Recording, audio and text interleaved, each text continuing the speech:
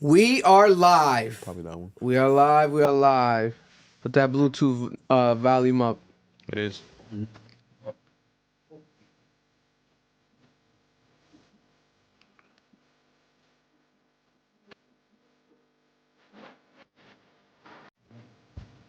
Can't really play the music too much because you get copyright get taken down. But Pickable, I just put them bookers in my chain. Pickable, 80 pointers like a Kobe game. Pickable.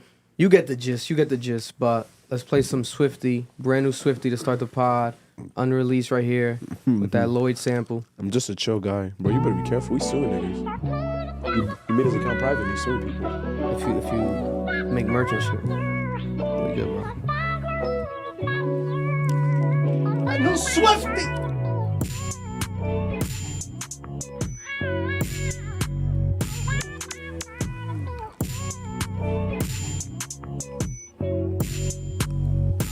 Rhode Island artist right here, Swifty. Like that means I was doing something right. I know why these niggas so mad, baby, cause you know that pussy so damn tight. I don't even mean to brag, but these niggas sick cause it came from you, right? We gon' fuck on sight, baby, yeah, we gonna fuck all night. Baby, I do it the worst. Put the pussy in a hearse, then I'll buy you a purse. Let me eat it out first. Yeah, we up in a drop. Yeah, that's how skirt. Let me love your skirt. God. Tell me that shit squirt. Nigga, what is wrong with Tell me that you? shit bust. You might, bro. You never know. Nah, bro. Talking about niggas dick is crazy. What you was that? He talking about whole dick, nigga. All them niggas gotta get left. Potter, nigga. Baby, yeah, you found the right one. Damn. It's gonna be a good one. This shit ain't all fun and games. Excited today, guys. Why you taking that personally, Now you nigga? fucking with the What you was actually to my there? name. You know, pussy make it He witnessed 5 of them. He went in 5 of them. It's crazy. You sit next to him while he's fucking on the couch. Where the fuck you learn that move? When you down on your You was there? You holding her arm while she getting. you dragging. Love it when you ride on me. That You hold her hand. How's the chat? How's the chat looking? Oh, they're ready to start talking Ready? about it. Yeah, they're ready to start talking about You it. guys are ready? Fuck it. They said turn that shit off. Let's All talk. right, camera on me. Let me make sure that the promo obviously went out, right? Yeah, the promo went out. Pod went out. We're here. We've got the documents.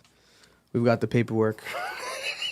This shit's official. But for the people that might be your first time here, welcome to this Club Ambition podcast, aka Cap, episode 163. I am Sound. Victor Baez, the weekly host. You already know. Appreciate you guys for tuning in. This is the live stream that we do Monday nights. Every single Monday night. If you want to watch the live streams, tap in on YouTube. Club Ambition YouTube every Monday night. We have the live stream. Also, we're gonna have the audio on the audio platforms, podcast audio platforms by tonight, middle of the night, tomorrow morning. Full episode, you'll be able to watch it. Clips out throughout the week, social clips, etc. But we're here now live. Those that are watching live, you guys are the Cap crew. The chat is the producers, executive producers. You're the audience. So feel free to comment, share us any opinions, share us any, do we look good? Do we sound good? Any takes? We're going to get you guys involved in this conversation like we do every single week. I am Sound. We got Noel, co-host extraordinaire today. And we also got Ed Robles in the building. We got How's everybody doing? I hope everyone's having a blessed Monday. Amaze Vulture in the building. Whoa. We got that's YI's brother. Hold on, YI's, my old gamer tag. Damn. that's YI, Eric's brother, legal brother. Look it up on YouTube, guys. His legal brother. I'm tired. You know what I'm saying? And we got Marloon in the background, like Yo, jazz what's music in a poppin'? hotel What's lobby. poppin'? What's poppin', What are you guys? throwing What's up, good? Marlon? What are you throwing up? What was that? West Side. What you talking about? You ain't talking about nothing. Peekaboo. Peekaboo. Damn, my hands look white as hell. I promise you guys I'm not this white. You're a light-skinned guy. I'm a light-skinned guy, but I'm not that white. You're a chill dude. I'm a chill You're a guy. chill guy. That Chill guy. music with that chill guy meme is funny, man. How many people live right now? How many people in the chat? 240, and I want you to know right 240. now. We got 240. Okay. Ain't no one pay me for my views, because I promise you, my niggas, I promise you, I will not be wearing this fit right now. I'm asking Wait, for... because they saying that we are. That influencer's getting paid. Y'all compromised. Hell Nigga, no. Hell no. Hell no. Listen. I look way too poor. NFR. I still fuck mid bitches. I know who runs the Oh my NFR God. social media page, by the way. I know them. I've texted them in the past. God bless. I don't know. This is all accusations. I will say that people do get paid to post. Yes, I have gotten money to post stuff, but it's I pick what I want. I posted, I think it's been like probably two times. One was like the Eminem's label hit me up to post like his album, but I was gonna post it anyways. I think both times was Eminem. Yo, it looks like. But if it ever is sketchy, I always like I don't even respond sometimes. I'll ignore it. But I'm a smaller account, so imagine these big accounts. You think that they don't get paid? They definitely get paid to post things. The only thing is when it's things that are not factual. You know what I'm saying? Because you could get involved legally in situations like this. The irony is like, you know, it's the Drake beef, etc. Why isn't anyone else involved? Why is, you know, we got the NFR page being called out. Why isn't academics, etc. But we're going to talk about it all. We're going to get to everything. For starters, you know, happy Thanksgiving, everyone. It's Thanksgiving week. This is the Thanksgiving episode. We are here during Thanksgiving week. You know, also shout out to our sponsor, one of our sponsors, Underdog Fantasy. Use our promo code AMBITION, and you'll be able to get up to $100 free matched up when you download the app, Underdog Fantasy, the sports fantasy app. You can bet on there, and you'll be able to get $100 for free on us. Use our promo code AMBITION. We'll have the link under the description also after the live. And, you know what I'm saying, shout out to Noel Unhinged Show, working on the Unhinged Show right now. You guys are currently looking for some actors, no? Yes, please. If you live in Rhode Island, reach out to me, Noel Frias _. I'd very appreciate it. I need white people specifically. Yeah, so The white people don't be around, bro. you sound like a slave master, bro. Bro, I just need white people. Where are the whites who want to act? He needs white actors. man. I need white actors, please. White local independent actors, reach out to Noel. Please, get thank you you involved in so something much. he's got going on. The Rhode Island actual skit show, dropping episodes all the time, content all the time. Also, shout out to Ed Robles in the building. Where can they find your art, brother? You're artist. I mostly post my stuff on Instagram at Rebels. I'm doing I do mixed That mic media closer pieces. a little bit, Daddy. No Diddy. Oh my gosh, I do mixed media pieces of my favorite artists, and I've been doing some more like family portraits here and there since people are seeing my certain aesthetic. They want me to create pieces from like for their moms and loved ones. So yeah, you can check out my stuff at Rebels. I have to work on a website soon too. So, but Yes, sir. And we got Chub Anime, Marloon. What's the recent anime? Someone says sound no glaze today on Drake. No glaze. God bless you all. God bless you all. What's the recent on the Chub Anime? Any new anime news? Something crazy? New episode new?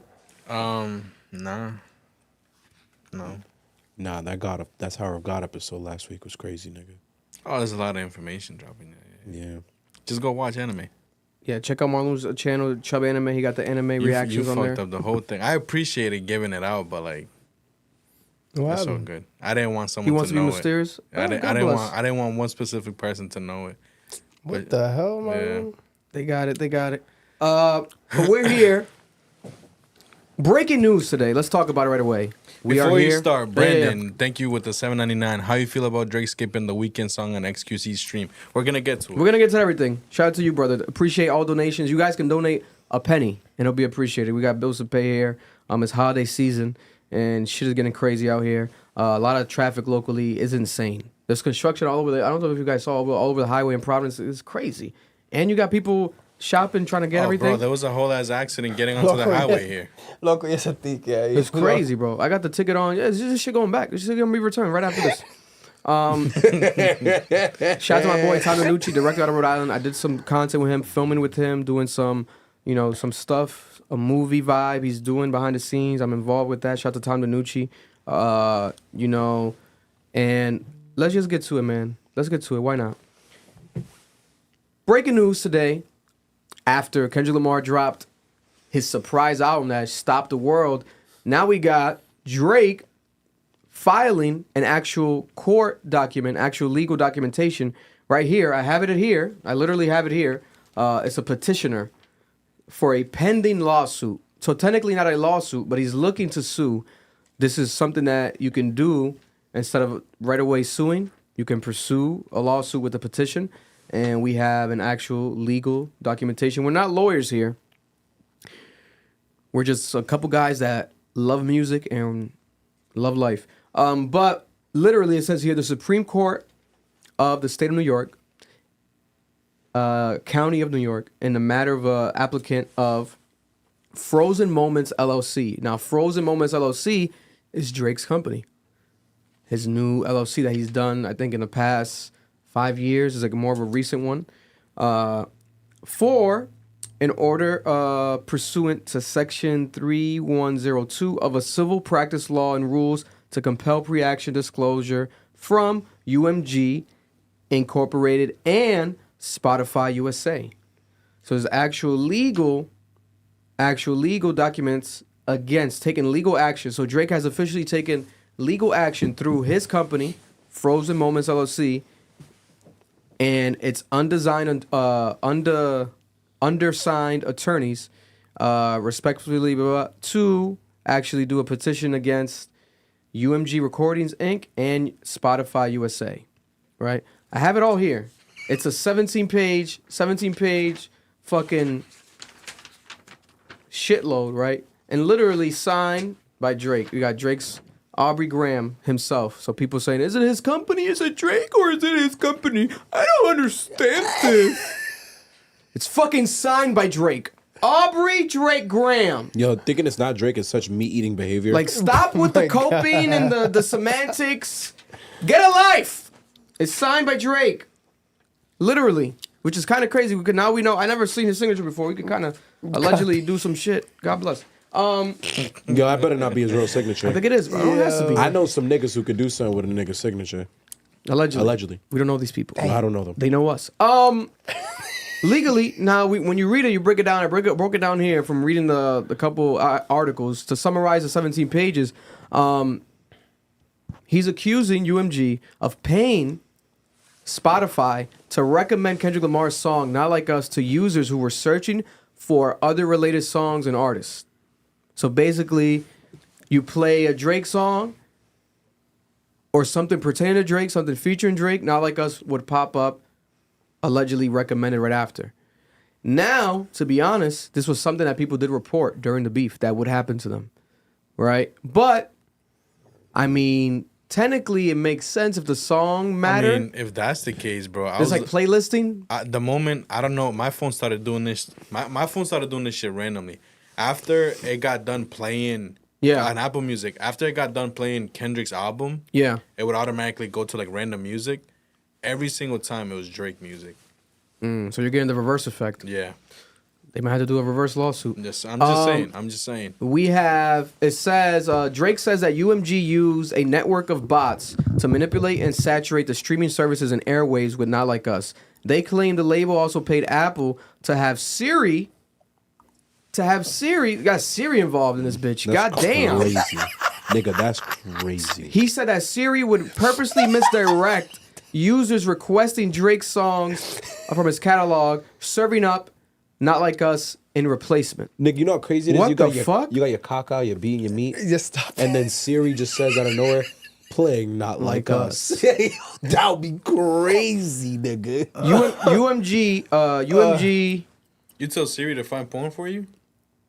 Damn, Marlon, what's going on? Yo, you could have just left that there. Like, that was the under Marlon's like, it really does that?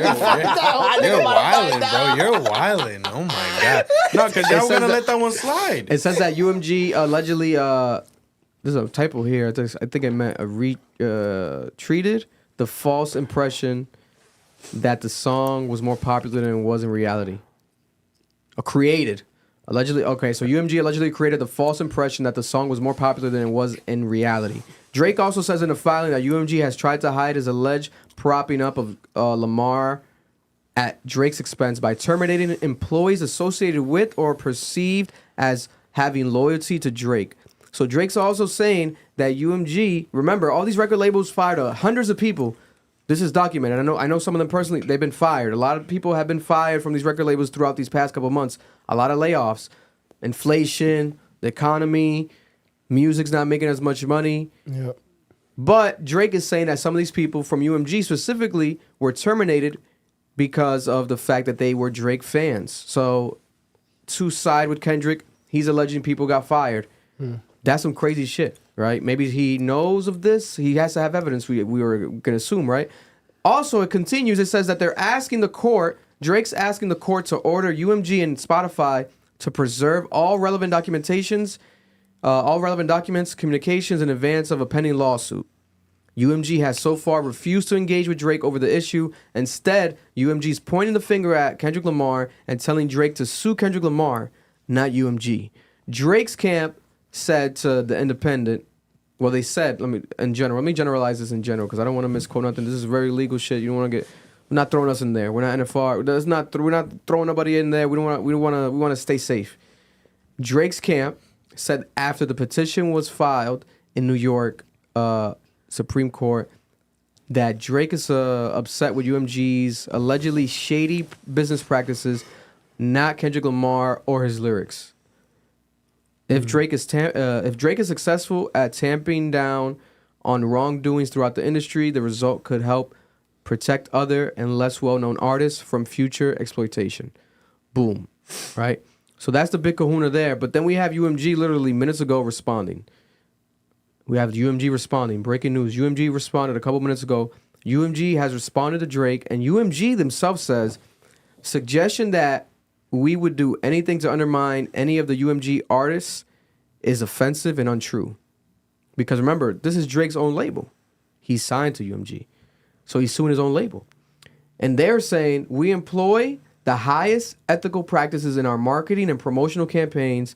No amount of contrived or absurd legal arguments in this pre-action submission can mask the fact that fans choose the music they want to hear. So they're saying that this is fake news, and that fans choose the music they want to hear. So they're denying the Drake legal action accusations, right? But they didn't respond to Drake. They responded after this all came out, and they're responding to the media. They're responding to Billboard. They're responding to Variety. They didn't respond to Drake's legal team, right? Now, before we get into it, I'll play some clips. Listen to this. This was Joe Budden a couple months ago in June on his podcast talking about the bot situation. That he used bots. Not only do I not care that he used bots, but I knew he did. Okay. Cool. What else is there to y'all didn't know that Kendrick used bots? No, and I didn't care. You thought that this was just the first time miraculously that a Drake record ever had more dislikes than likes, or you didn't know that was bots? Bots, to me, was a part of how you win the war versus Drake. Yeah, this new age war, Hey, yeah. if you didn't do it, Drake was going to do it. He probably did. No, he did. He did. Yeah. But because he lost in the fashion that he lost in, there seems to be a select crowd out there that continues to not lose gracefully. And then we have, a couple months ago, Kanye West. It's like, they say rich baby daddy, it's like Drake has a rich baby daddy named Lucien and Universal. Wow. Wow. He's like, like, man, my daddy got it. You know what I'm saying? It's like, my daddy controlled the spins. My daddy got the DSPs. My daddy. Drake has a rich baby daddy named Lucien. My daddy. They say rich baby. Full circle. This makes a lot of things crazier than it was before. And it clears up some things too, right? We were talking about 100 gigs. Remember a couple months ago, Drake randomly was leaking his own songs and dropped his own website and his own Finsta account called 100 gigs. And he also pointed out one of the posts was taken down by what? UMG, his own label. He posted it. Why would he post that? People were confused. I told the guys, I'm like, yo, I think Drake wants to go independent, and this is him saying, like, fuck you to Lucien Grange and UMG. For those who don't know, Lucien Grange, the multi-billionaire, he is the man behind UMG.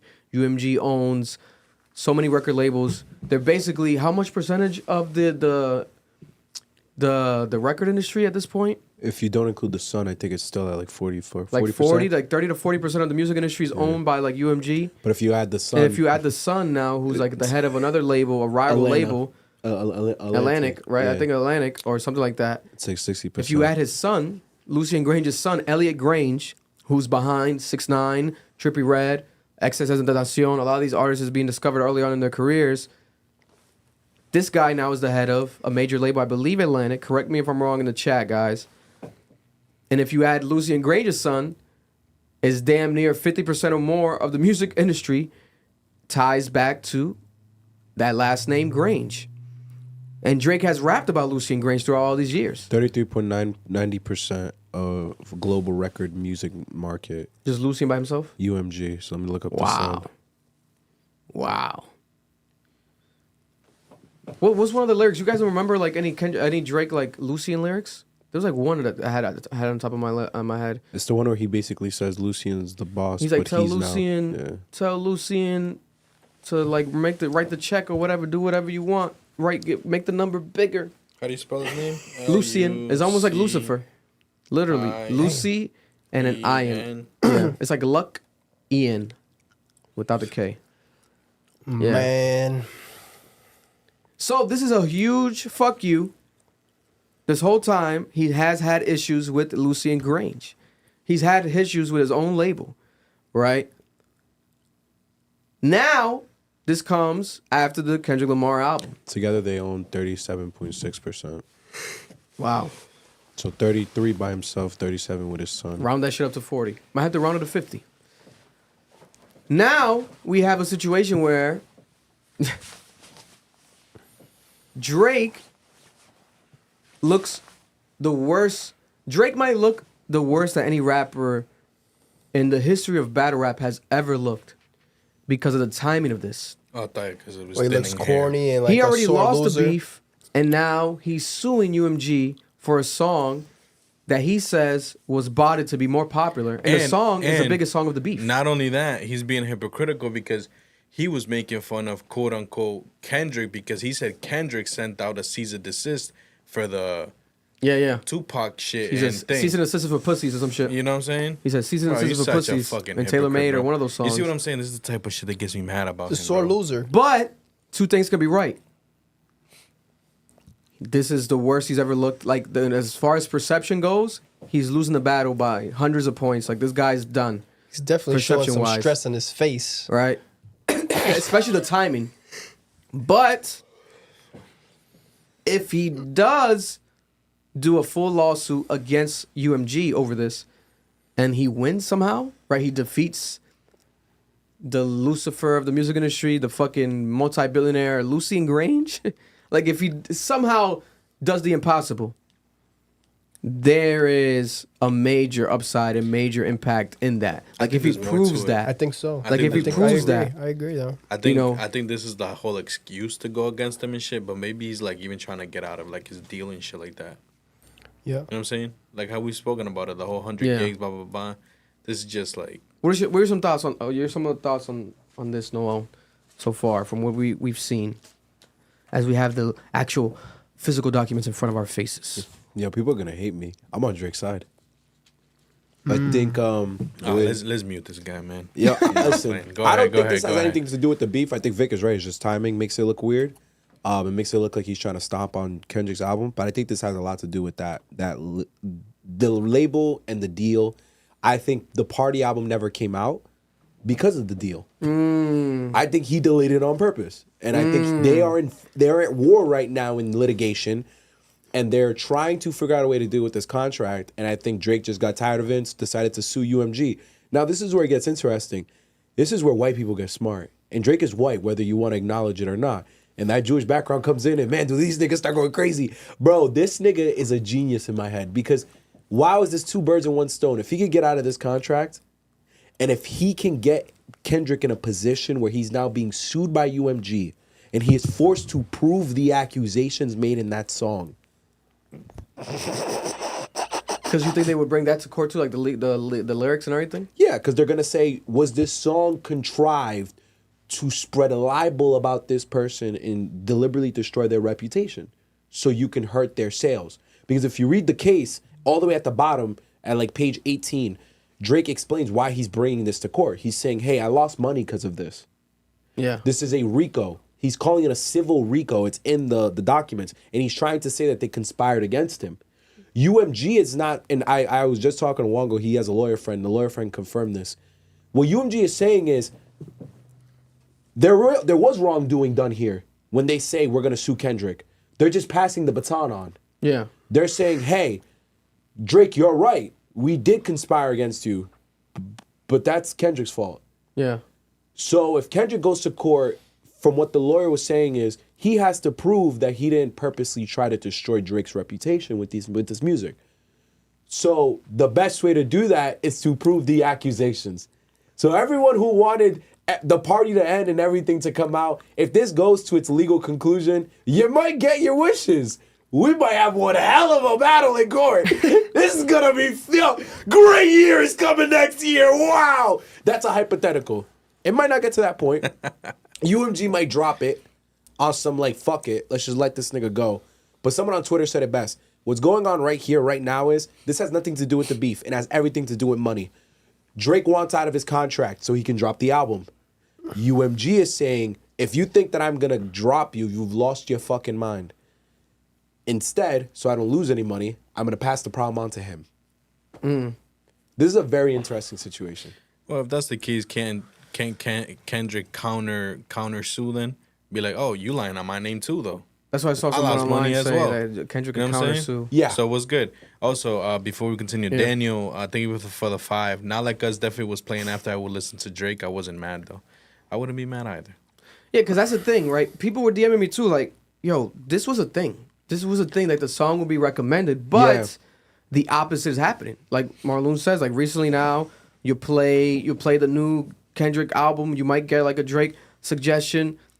I think it's just algorithmically, it makes sense. Drake, Kendrick. It's like if you play some R. Kelly, you might get some poop song after a piss song. Like it'll play, like, you know, like it's anything that's related to it. You might get some niggas like, psst, what the fuck is that? You pee, I'm gonna piss on you. You might get the Dave Chappelle version, like something that is related.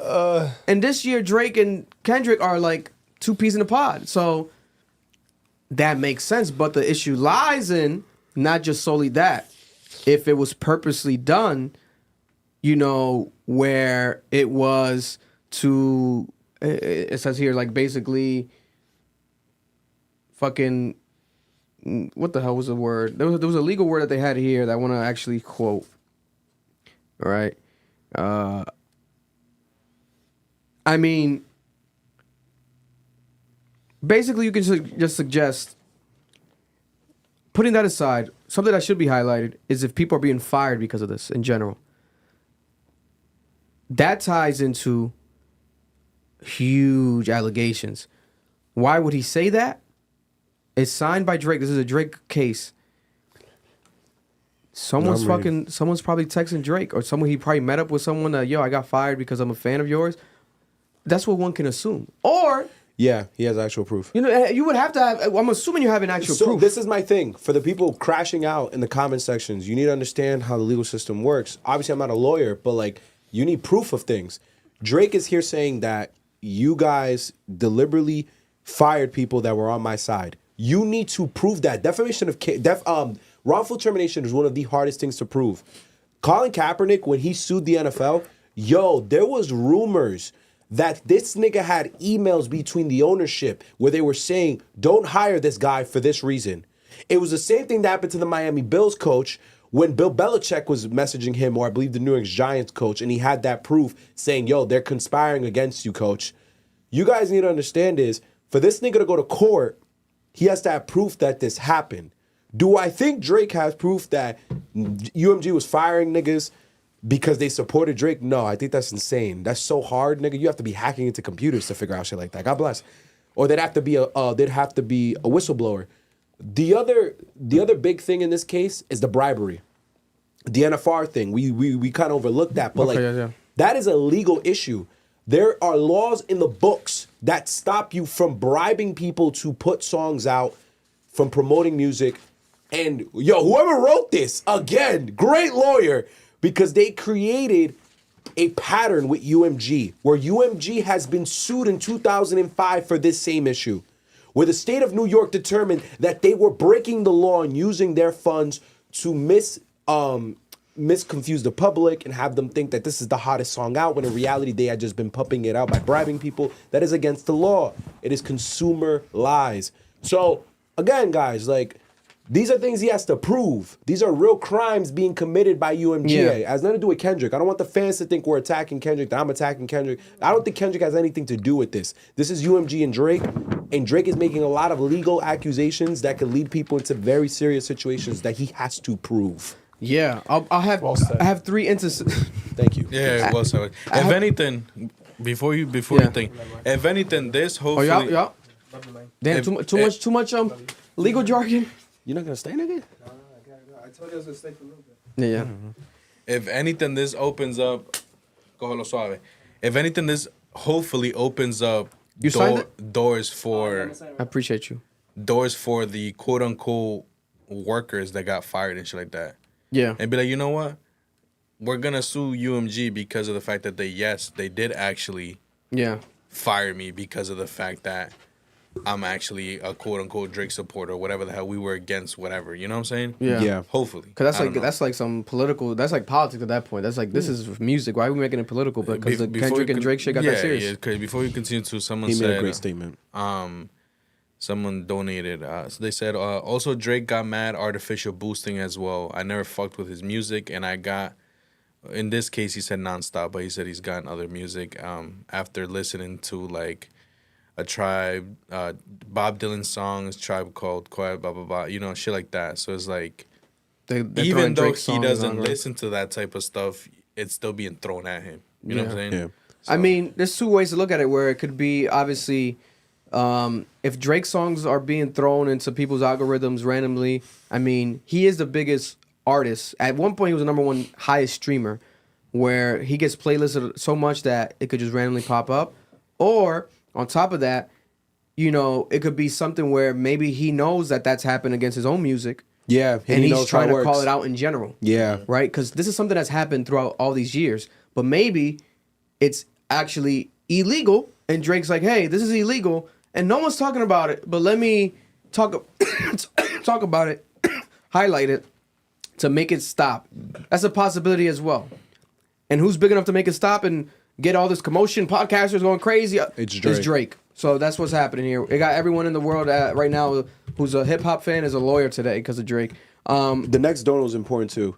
ARS 100 by V. Noel, the real battle is Drake versus Lucy and how much money they have to support this case or not. Most legal cases are wars of attrition. And that's my question for this group. Does Drake have enough money to take on UMG? Because that's the question. I'm not saying Drake is right or wrong. I'm asking, does he have enough money to take on this battle?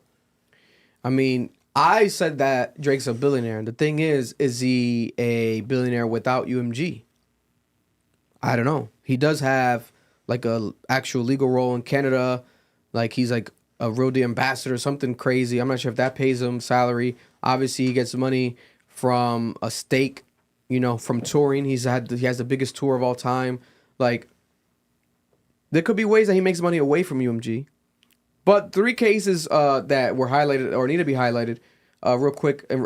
When you look at all this documents, I would suggest you guys, I'll post a PDF file on Twitter. It's a vibe on Twitter after that, where you guys can all get the link to read this on your own time. But there's, like Noel said, there's a pattern that they're highlighting in this actual paperwork. It's not just the stuff that we covered, the actual pinpoints, but Drake is basically trying to show people, hey, UMG has done multiple things throughout the years. This is why my issue is also something that should be highlighted with Kendrick, right? In 2005, UMG was sued by 2 radio promotion companies alleging fraudulent pay-to-play practices, a.k.a. payola, right? So this is something that they brought up in the case. Like, oh, they did payola, by the way, in 2005, or they were sued, accused of payola, right? Also, we have... On information and belief, UMG employed a similar scheme by paying social media influencers to promote and endorse the song and video Not Like Us. For example, Petitioner understands that UMG paid the popular NFR podcast, which has nearly 300,000 subscribers on YouTube and 330,000 followers on X, to promote Not Like Us and its video without disclosing the payment. As a part of the deal with UMG, the NFR podcast published episodes, tweets, and other content publicly about the song. And in sea change for UMG's internal policy, UMG removed the song's copyright restrictions on YouTube, Twitch, and thereby whitelisting the song for the first time in UMG history, which further incentivized influencers to spread the song.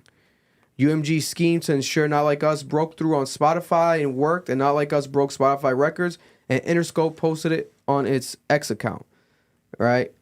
And we have literal proof that Interscope Records retweeted NFR podcast post about Kendrick Lamar's Not Like Us, where they said, Kendrick Lamar Not Like Us becomes the fastest rap song to reach 300 million Spotify streams. It only took 35 days. I've had a lot of viral tweets throughout my career. I don't think any record labels ever retweeted me. That's all I'll say on the case. And also there's rumors of NFR podcasts. Their intern allegedly swapped. They have someone else running their social media recently. It could be maybe tied to this. I don't want to say that Ant and Lou are directly, involved in this. Shout out to them. I do know them. They do show us love. There's mutual respect there, so I don't want to fall in line with that. But this is definitely something that's sketchy and weird. And it sucks that obviously we have in our social media world and influencer world someone that people know their page and know what the fuck they do. Yeah, that's dope. I'm really upset with the fans. Like, who gives a fuck? Like, everyone does it. Drake does it. Taylor Swift does it. This isn't anything new. I'm very shocked that you guys are upset at the possibility that Kendrick was buying bots. I'm shocked that you're upset with the possibility that he made this move. This is smart as fuck. My nigga, he won. And if this is how he won, then it's by playing the game. What the fuck was he supposed to do? That's not to say that the song wasn't popular, but like Vic said, people hit him up all the time to react to songs. I'm gonna fix your camera. People hit up Vic all the time to react to music, to do stuff in the car, to talk about stuff on the pod. So I'm very confused that you think this just doesn't apply to Kendrick and artists like Drake and artists like The Weeknd and Future. Like, yo, no one's above this. Like, this is the game. I'm actually happy, and I think this nigga Kendrick is a genius because he actually decided to play the field. Because if I truly feel like if it was him versus the bots, this would have been a very different conversation how this beef ended. And they're even asking in the comments, if this is true, why would Lucien do this? I mean, if this is true, why would he do it? He would do it because he can do it. He can get away with it, right? He can get away with it. He can legally do it. If he did do it, he knows that he could do it. Also, it creates this. Minus the legal drama, it creates drama. It creates hyper sensationalism. It creates revenue streams for everyone. But there's a backside of it.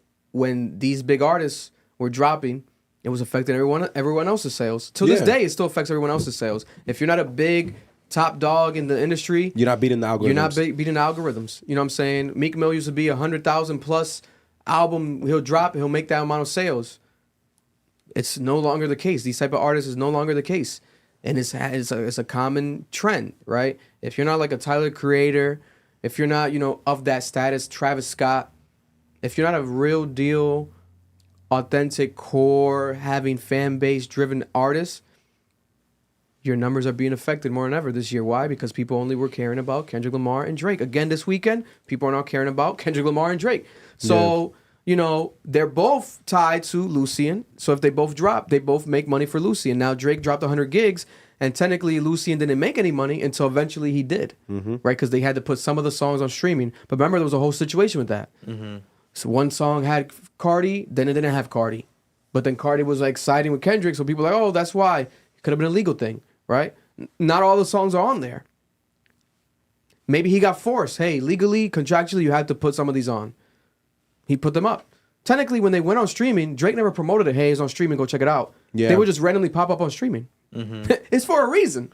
They would pop up randomly. He's not like, oh, click the link. Here's the song. He didn't promote them as singles. He leaked them. They got mad at him.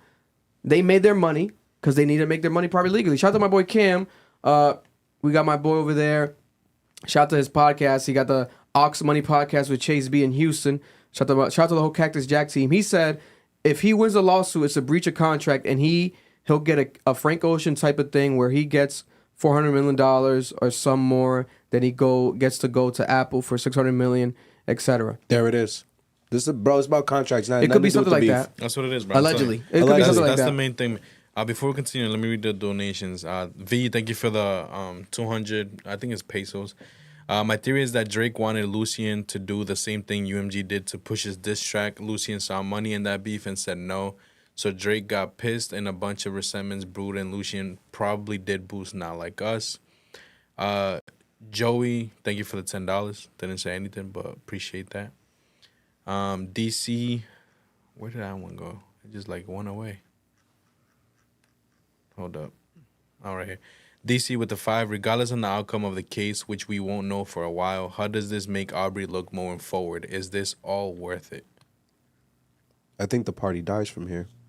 Because there's something interesting. We got round of applause real quick. We got like 1,000 people watching live. Yeah. We appreciate you guys. We love you guys. Thank you very much for watching this live stream. Thank you for joining. If you're new here, we do this every week. Please support us. We're independent, so we need your support. Send us the check. Send us the check. Fuck. Like, we are not NFR.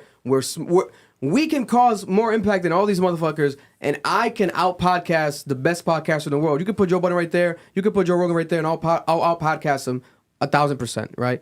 Because I know I can. But aside from that, I acknowledge everyone's impact, everyone's influence. I really do love everyone. But, you know, I think that the new up-and-coming independent places that are not directly tied to anything like this, you don't see our names in any of these accusations for a reason, because I avoid that. I've got people reach out. Hey, how much for promo? I get porn stars at my DM all the time. Hey, how much for a reply under your tweets? Send that shit to Marlon. How much? Yeah, bro, what the fuck? How much? Why are you gatekeeping that? I'm like, no, I don't even respond. What you mean how much? I'll take the money. I don't want no big booty under my post. I'll post it. I'll like it at my crib. But people do that. Like, that's another thing. People don't understand that. You think that these OnlyFans models just be under every post? No, they're paying. These things are paid. This is paid to play. There's a pay to play industry. Yo, pay me, girls. I got y'all. This is a thing. Yeah. I've turned down a bunch of money. We turned down $1 million our first trip to LA. Some a white guy, rich white guy, fan of ours, sat us down. What would you do with $1 million? Yeah, I think wasn't it more? Might have been more. We were like, more. I don't know. We were too young. Thank God we turned it down. We told straight up. It was like, yo, we can't promise you nothing. We don't know what the hell we're doing. We don't know how to wipe our ass. Tomorrow. Yeah. Well, you're giving us $1 million, but there's a potential. Whenever rich people see a potential in something, they invest. They put money towards it, etc. They take the risk. They take the risk because worst case scenario, it's a fucking tax write off. Yeah. Oh, for sure. Wongo over here trying to steal my shit, bro. I want it. Wongo said if Marlon don't want it, I'll take it. I want it, bro. What you talking about? I'll slide it your way after. Yeah. What are we talking about here? The bitches. The bitches. Oh, okay. Yo, I'm here to promote them. 100%. Okay. But you know what really frustrates me about this situation? Wow, what an opportunity to destroy the industry. This is it. If you wanted it, you got it. Drake started this so poetically in this statement. If you read that first memo line, it says, in the memo to staff reflecting on highlights of 2021, the CEO of UMG, Lucien Grange, remarked on it being harder than ever for artists to break through the noise. 60,000 songs are added to Spotify every day. He is recognizing that the head of UMG has already admitted for years now that there is an oversaturation of music. And then he goes on to explain how they're beating that by botting the system. So instead of all of us sitting here and having a fucking pissing match between each other on two different sides, Drake is finally revealing what has been going on in the background. Yes, he's a beneficiary, but so is everyone else. Yeah. So instead of making this about Drake, we should be making this about an industry that only uses its resources to push artists that it feels it can make profit off of. Bro, they were profiting off of our own conflict and beef. This shit is evil. And this is the shit Dame Dash was talking about on the Joe Budden podcast a couple years ago when he said that Leo Cohen was paying people at YouTube to beef with each other. These institutions are benefiting off of your struggle, your pain, and your conflict, and your artists and your music. And instead of dividing against each other, you should be uniting and demanding answers as to why they are using the system in this way to benefit only their bottom line versus the culture. But you jackasses rather argue with each other about fucking OVO Ho and K-Bots. Eat my dick. This shit is so trash. Yeah, man. It's Jay appreciated with the 2. Lucian paid to make Drake worth less on his deal. There's a famous streamer. Yeah. His name is Los Pollos. Los Pollos, famous streamer. He tweeted a couple hours ago. He said that you can't make this up. Never in all my years of uploading videos has this ever happened. I reacted to Kendrick Lamar's new album, which hundreds of people also have, and it's up right now on YouTube. He says that UMG and Kendrick Lamar's team manually removed his video from YouTube because he didn't like the album. And if you go and it shows that someone manually removed, that's happened to us before. People do manually remove. Record labels can do that in severe cases. He had his video manually removed from YouTube, and he's accused, and he's saying that it was obviously UMG and Kendrick's team because it was Kendrick Lamar's album, and he says because of the reason that he didn't like it. All right, he didn't like it. Los Pollos, I believe, knows Drake because Drake did FaceTime him over the weekend, coincidentally, too. Los Pollos TV. I'm pretty sure they might have DM'd in the past. They're friends now, fans of each other. Nonetheless, there's a connection with him and Drake. I don't know if that has anything to do with that as well. But he says he didn't like the album. And that's why he thinks that this is a situation where UMG legally, the timing of it with this is just, people connect the dots. Oh, UMG. But I don't know, man. Because that makes him look crazy. Yeah, it would have to be, we did the reaction. Shout out to everyone that watched our Kendrick Lamar album reaction. 100,000 plus, 120,000 views. Round of applause for ourselves. People tapped in and watched our reaction. Thank you. Appreciate you guys. Genuine shit. We love you guys. $0 from that video. Instantly copyrighted the whole video, but blocked, I think, in Russia. But it's still up. It wasn't taken down. Surprisingly. So that's our experience with that. We it happens. Sometimes things do get manually removed, but it's rare. But through my editing process, people wanted less chops, etc. I'm like, fuck it. Every time I do chop it up, recently when it was like Kendrick or Drake, it does get copyrighted regardless, so I left it up for the most part. I did do some small chops, but maybe Los Pollos played the whole record, every single record, the whole album, didn't say a word. Maybe, I don't know. It would have to be something that has to make sense for them to justify it. I haven't seen any other big reaction channels say that it was manually removed. Being blocked is one thing. We deal with it all the time. Shout out to the whole reaction community. Shout out to Big Quint. Big Quint came back, the legend. He dropped reactions. The Mallory brothers, my guys. All these reactions. Screwface, John, Gene. People, we were eating this weekend. The reaction channels were eating. People were actually, watching the videos, supporting them. But this guy's reaction. We didn't get nothing. Yeah. No. Not eating literally, but getting traffic. Unless you were whitelisted. Cenat did upload his reaction. Cenat's, knows of Drake. Some of these people might get whitelisted. We got shout out to Jack Harlow's team. They've whitelisted stuff for us in the past. What other major artists? It might get as big as Jack Harlow, But guys, we've done content we've done a literal interview with Trippie Redd, and his own label took it down. Yeah. And Trippie Redd allegedly, shout out to Trippie, he allegedly tried to, I don't know how much I believe, he might have been high that day. I don't know how much I believe him, but he did try to reach out and have them fucking fix it. And he ran into issues, and the video still was taken down to this day. It was taken down. The original Trippie Redd interview, we were playing music during it. Maybe that's why they took it down, right? But they manually removed it. This happens. Yeah, it's happened, man. Is it because of Kendrick Lamar saying, if people don't like my album, remove their reaction? I doubt it. Because that would be insane. That wouldn't make any sense. Like, people would just call you out for it, and you'd look crazy. Yeah. Right? Like, it doesn't... If you're like a smaller creator, maybe. But even then, like KSI, he says he loved that people were mad. He did it on purpose. He was reacting to people being mad. If it feeds the views, it feeds the song, it makes it go crazy. Do you believe that narrative that there's people in these rooms telling them like you have to support this no matter what, or we're gonna demonetize you, we're gonna take you down? I doubt it.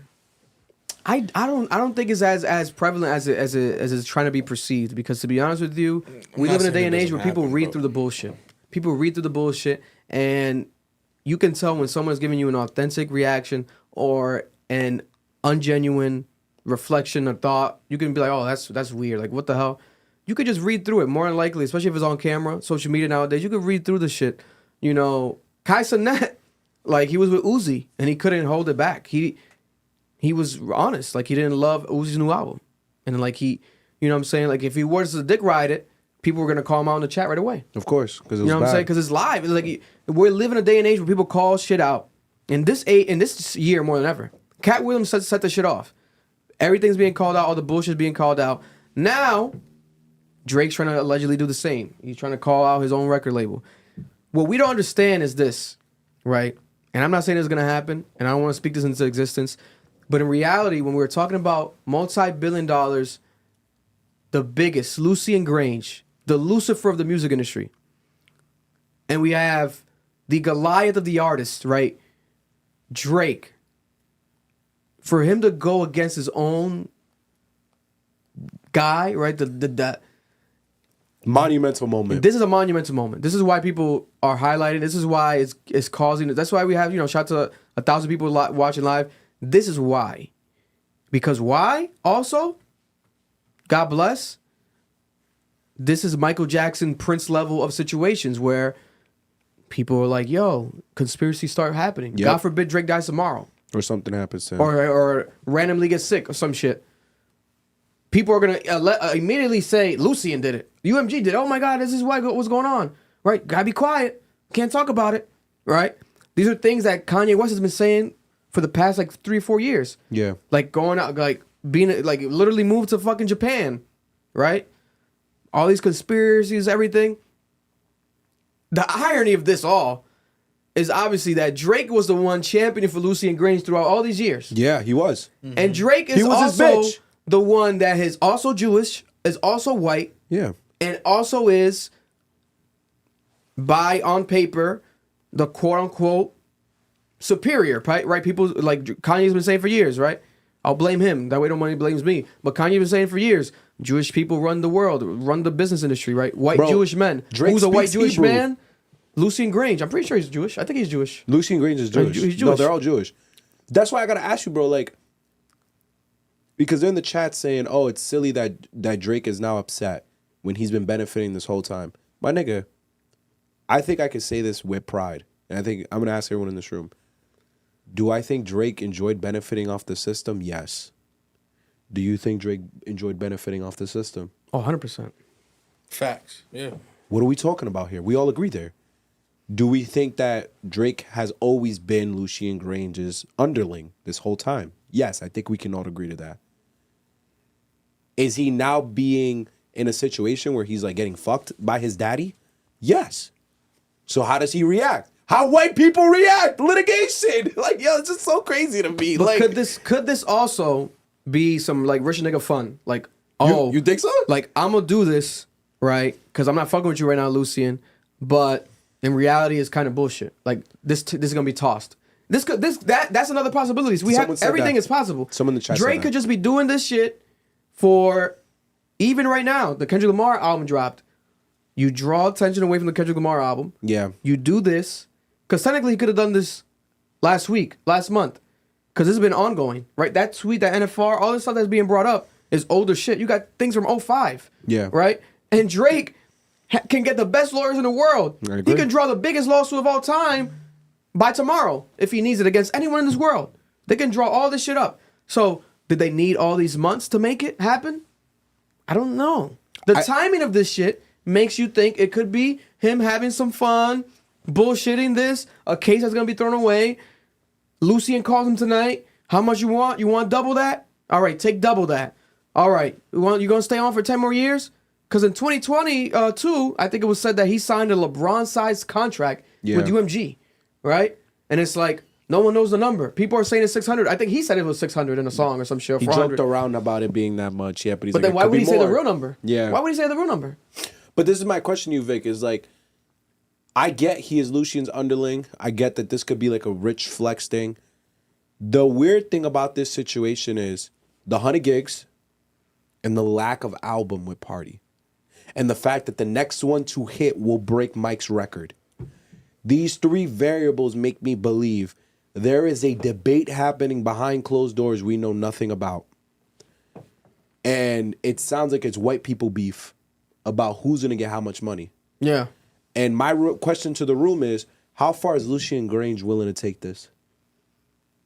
Yo, because no bullshit, that's the question here. It ain't about Drake. It's how far is UMG willing to take this, where they now have to explain their botted system and how Drake has been getting botted since his birthing in fucking UMG, since he's been there.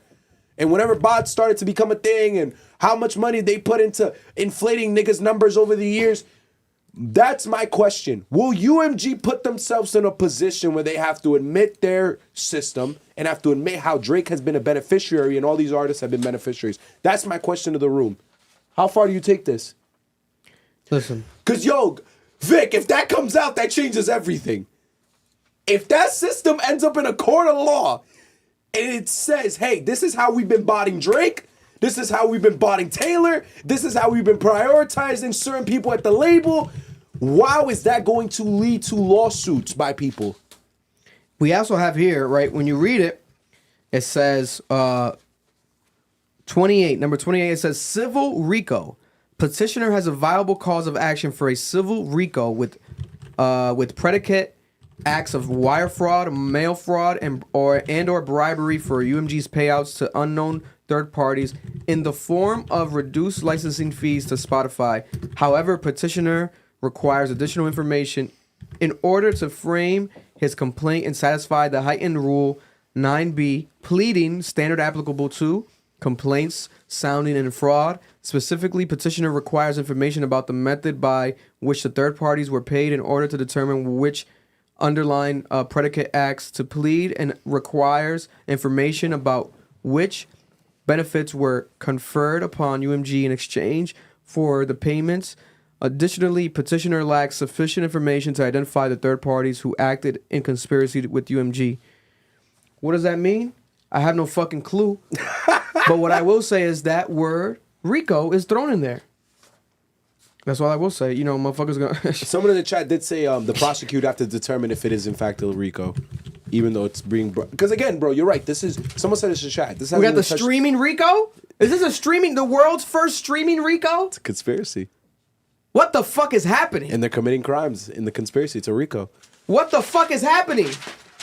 And this hasn't. What is happening? It hasn't touched court yet. Someone in the chat did say that it hasn't touched court yet. So this is just a write-up. It hasn't touched court, but it's touched our hearts, and it's touched our ears, and it's touched the internet. Therefore, we're going to keep talking about it.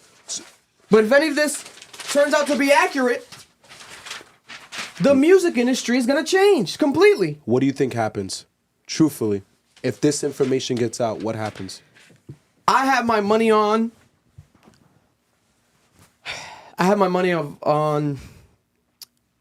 Damn. I have my money on this being something that might be true, but not as true as Drake's making it seem. I think they're exaggerating this for legal ramifications, as one would.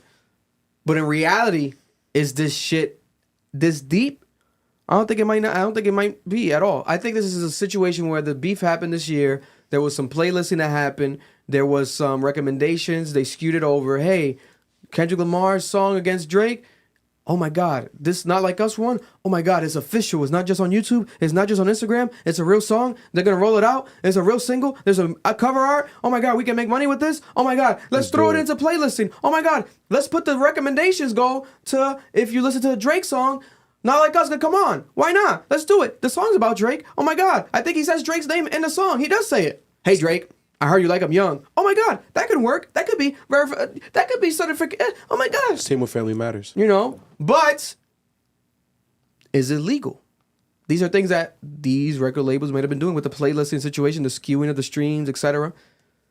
There's been allegations already in general of botting, right? People bots, etc. We've seen these videos. There's bot houses in foreign countries like China where you have these, you know, hundreds of people in a room with hundreds of, you know, well, I've seen opposite actually, where it's not really hundreds of people. It'll be a couple people, but it'll be hundreds of phones and hundreds of computers. I've seen it, yeah. And it's literally robots like pressing, scrolling, tapping things where you can manufacture.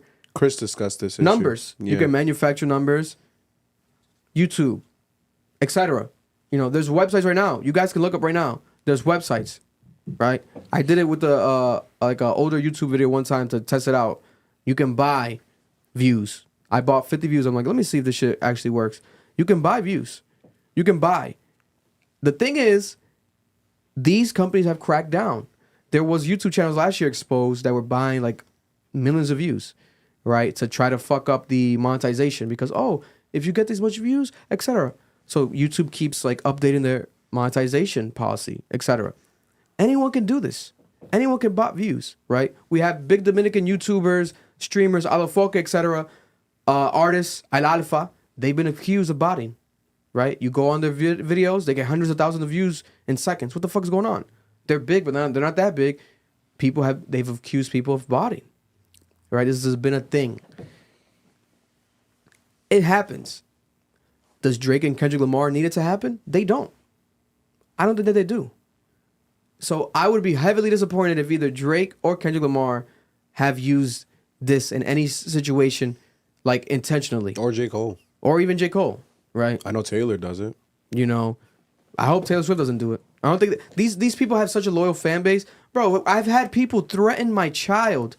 We've had Kendrick Lamar fans threaten my child. Yeah, they don't know me. They don't know him. They don't know Kendrick. They're threatening my child. Drake fans have threatened my child.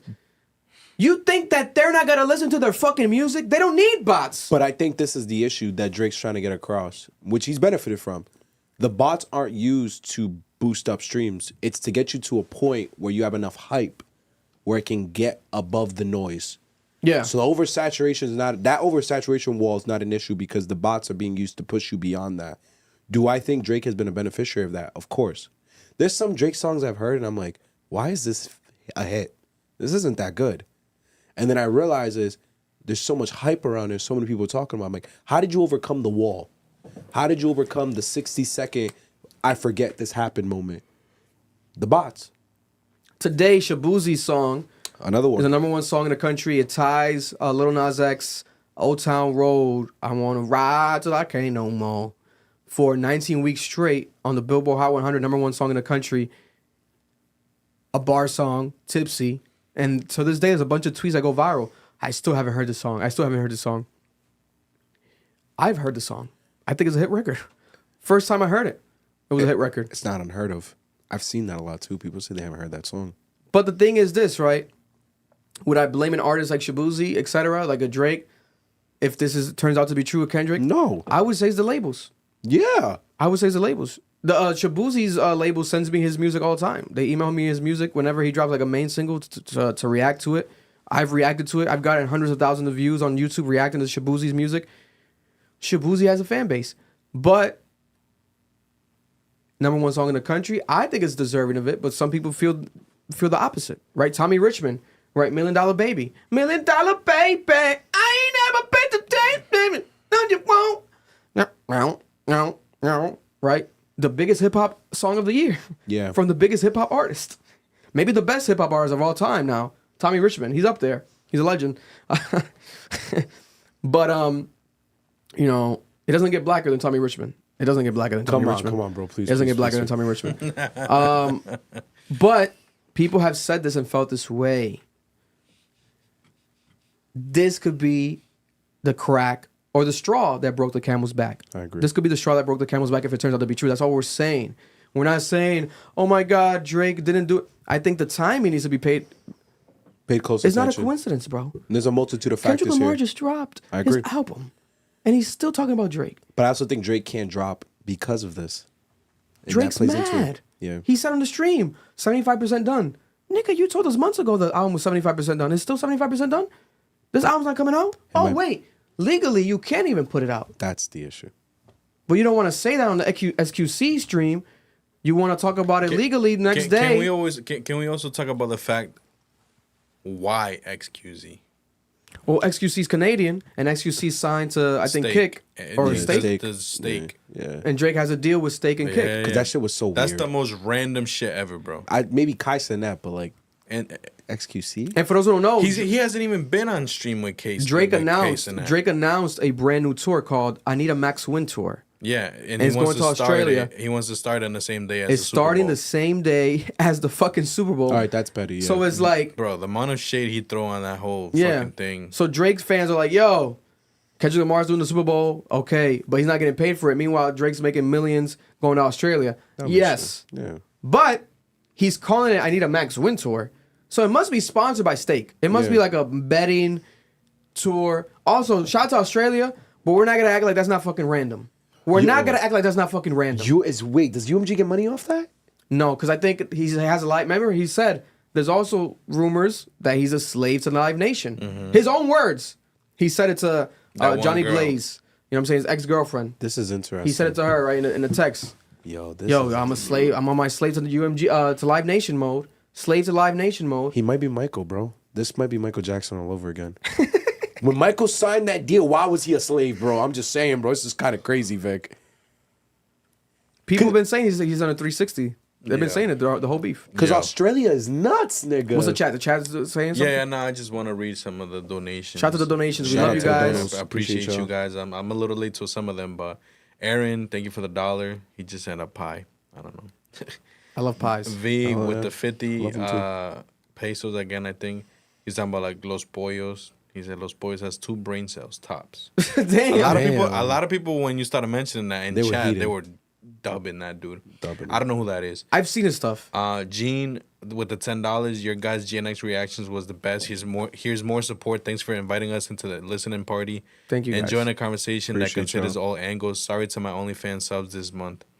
That's a real person. Right? Listen, I like that. You know what I'm saying? Substitute us for that. OF. Thank you. Boom Bap. Thank you with the 5. Drake is using it to get out of the contract. It's a promotion that'll be thrown out with his beige ass getting released from UMG as part of the deal. I don't doubt that. And Omar with the 5. If they take Kendrick to court over lyrics, Kendrick can be like, you said I beat my girl. What the fuck you talking about? That is also true. It's a whole thing, man. Yeah, they could go lyric for lyric. It's a whole thing, man. Battle for battle. Yeah, but, they can sue each other back. I understand. But, you know, yeah, that whole, him announcing that on the stream, right? He announced the 75% done of the album, and he also announced the new tour, starting it the day of the Super Bowl. Can we still talk about all the shit he was throwing? And he also was shading Kendrick Lamar, right? Kendrick Lamar, The Weeknd. Yeah. They played Lacey. XQC played the Kendrick, and we're gonna get to the Kendrick Lamar album in a second, guys. We're gonna give each other's take on it again. When you watch our reaction, we're gonna give a review on it again. Our second takes on it. Also, we're gonna rank the songs from best to last, and also I want to rank Kendrick Lamar's discography. Is this his worst album, even though it's a good album? Is it his best? I don't think it's his best, but we're gonna talk about it. Some people might think that. God bless, right? And it is an album. It's a mixtape. People want to say it's a mixtape. No, it's an album because today he dropped a new music video, so he's rolling this shit out. It's an album. It's officially an album. Once you have a single and you have a music video, it's an album. You know what I'm saying? Maybe his version of a mixtape, but it's an album. Let's stop. It's a part of his discography. His 6th album, actually, I think, or something like that. But what was I gonna get into? Damn, where did I lose my train of thought? What was I gonna get into? On top of the fucking XQC, I think. The XQC talk. Yeah, he did sub also Drake. I mean Kendrick Lamar. Drake also subbed Kendrick Lamar. He said, "I'm still here intact, mind, body, and soul." And showed the ball spot. Yeah, and showed the ball spot. I'll play the clip behind us in a second right now. You look nuts, bro. He subbed Kendrick multiple times. Yeah. Even like at the end when he ended the stream, whatever. I don't know, some shit like that. Yeah, I posted, let me see, a couple of them. You know, with that ball spot, right? I mean, the thing is, he had braids for so long. That's so what I was going to say. Them braids, bro, they were pulling the fuck out of that hair, nigga. That nigga looks nuts, bro. He had the braids for a while. That shit looks bad. He had the braids for a while. They said the ball spot looked like the OVO owl. I started dying, nigga. Let's not act like he's not rich, though. He could get that shit fixed maybe next month. I don't care, nigga. He might get it fixed in Australia. That nigga still bald, bro. Let's update Party Next I'm Door bald album. too, but still. Me and Party's album like 75% done. Yeah, Shout out to whatever, PX, bro. cooking right now. Album sounds incredible. Shout out to the 6, the whole city. Anybody watching from Canada, we love you. What else? What else? And this was coincidentally like a couple hours after my viral tweet, because I tweeted that I hope Party and Drake have a perfect have a flawless album, and people were like, "Here we go." You really wish you guys don't know me. You don't know me. I've always said that Drake is the greatest of all time. Right now, it's the worst moments of his career, especially in recent times. Kendrick Lamar won the beef. I'm a fan of everyone. Your shit has to be ass for me not to really fuck with you. It has to be really bad. I'm a fan of everyone. Especially, I'm a fan of the fucking biggest rappers in the game. Kendrick Lamar, Drake. Yeah, one day you're on Drake's dick, one day you're on Kendrick's dick, one day you're on J. Cole's dick. I'm on nobody's dick but my own. I love... Whoa, pause. I'm on my own dick. Nigga fucking himself. 100%. Masturbation.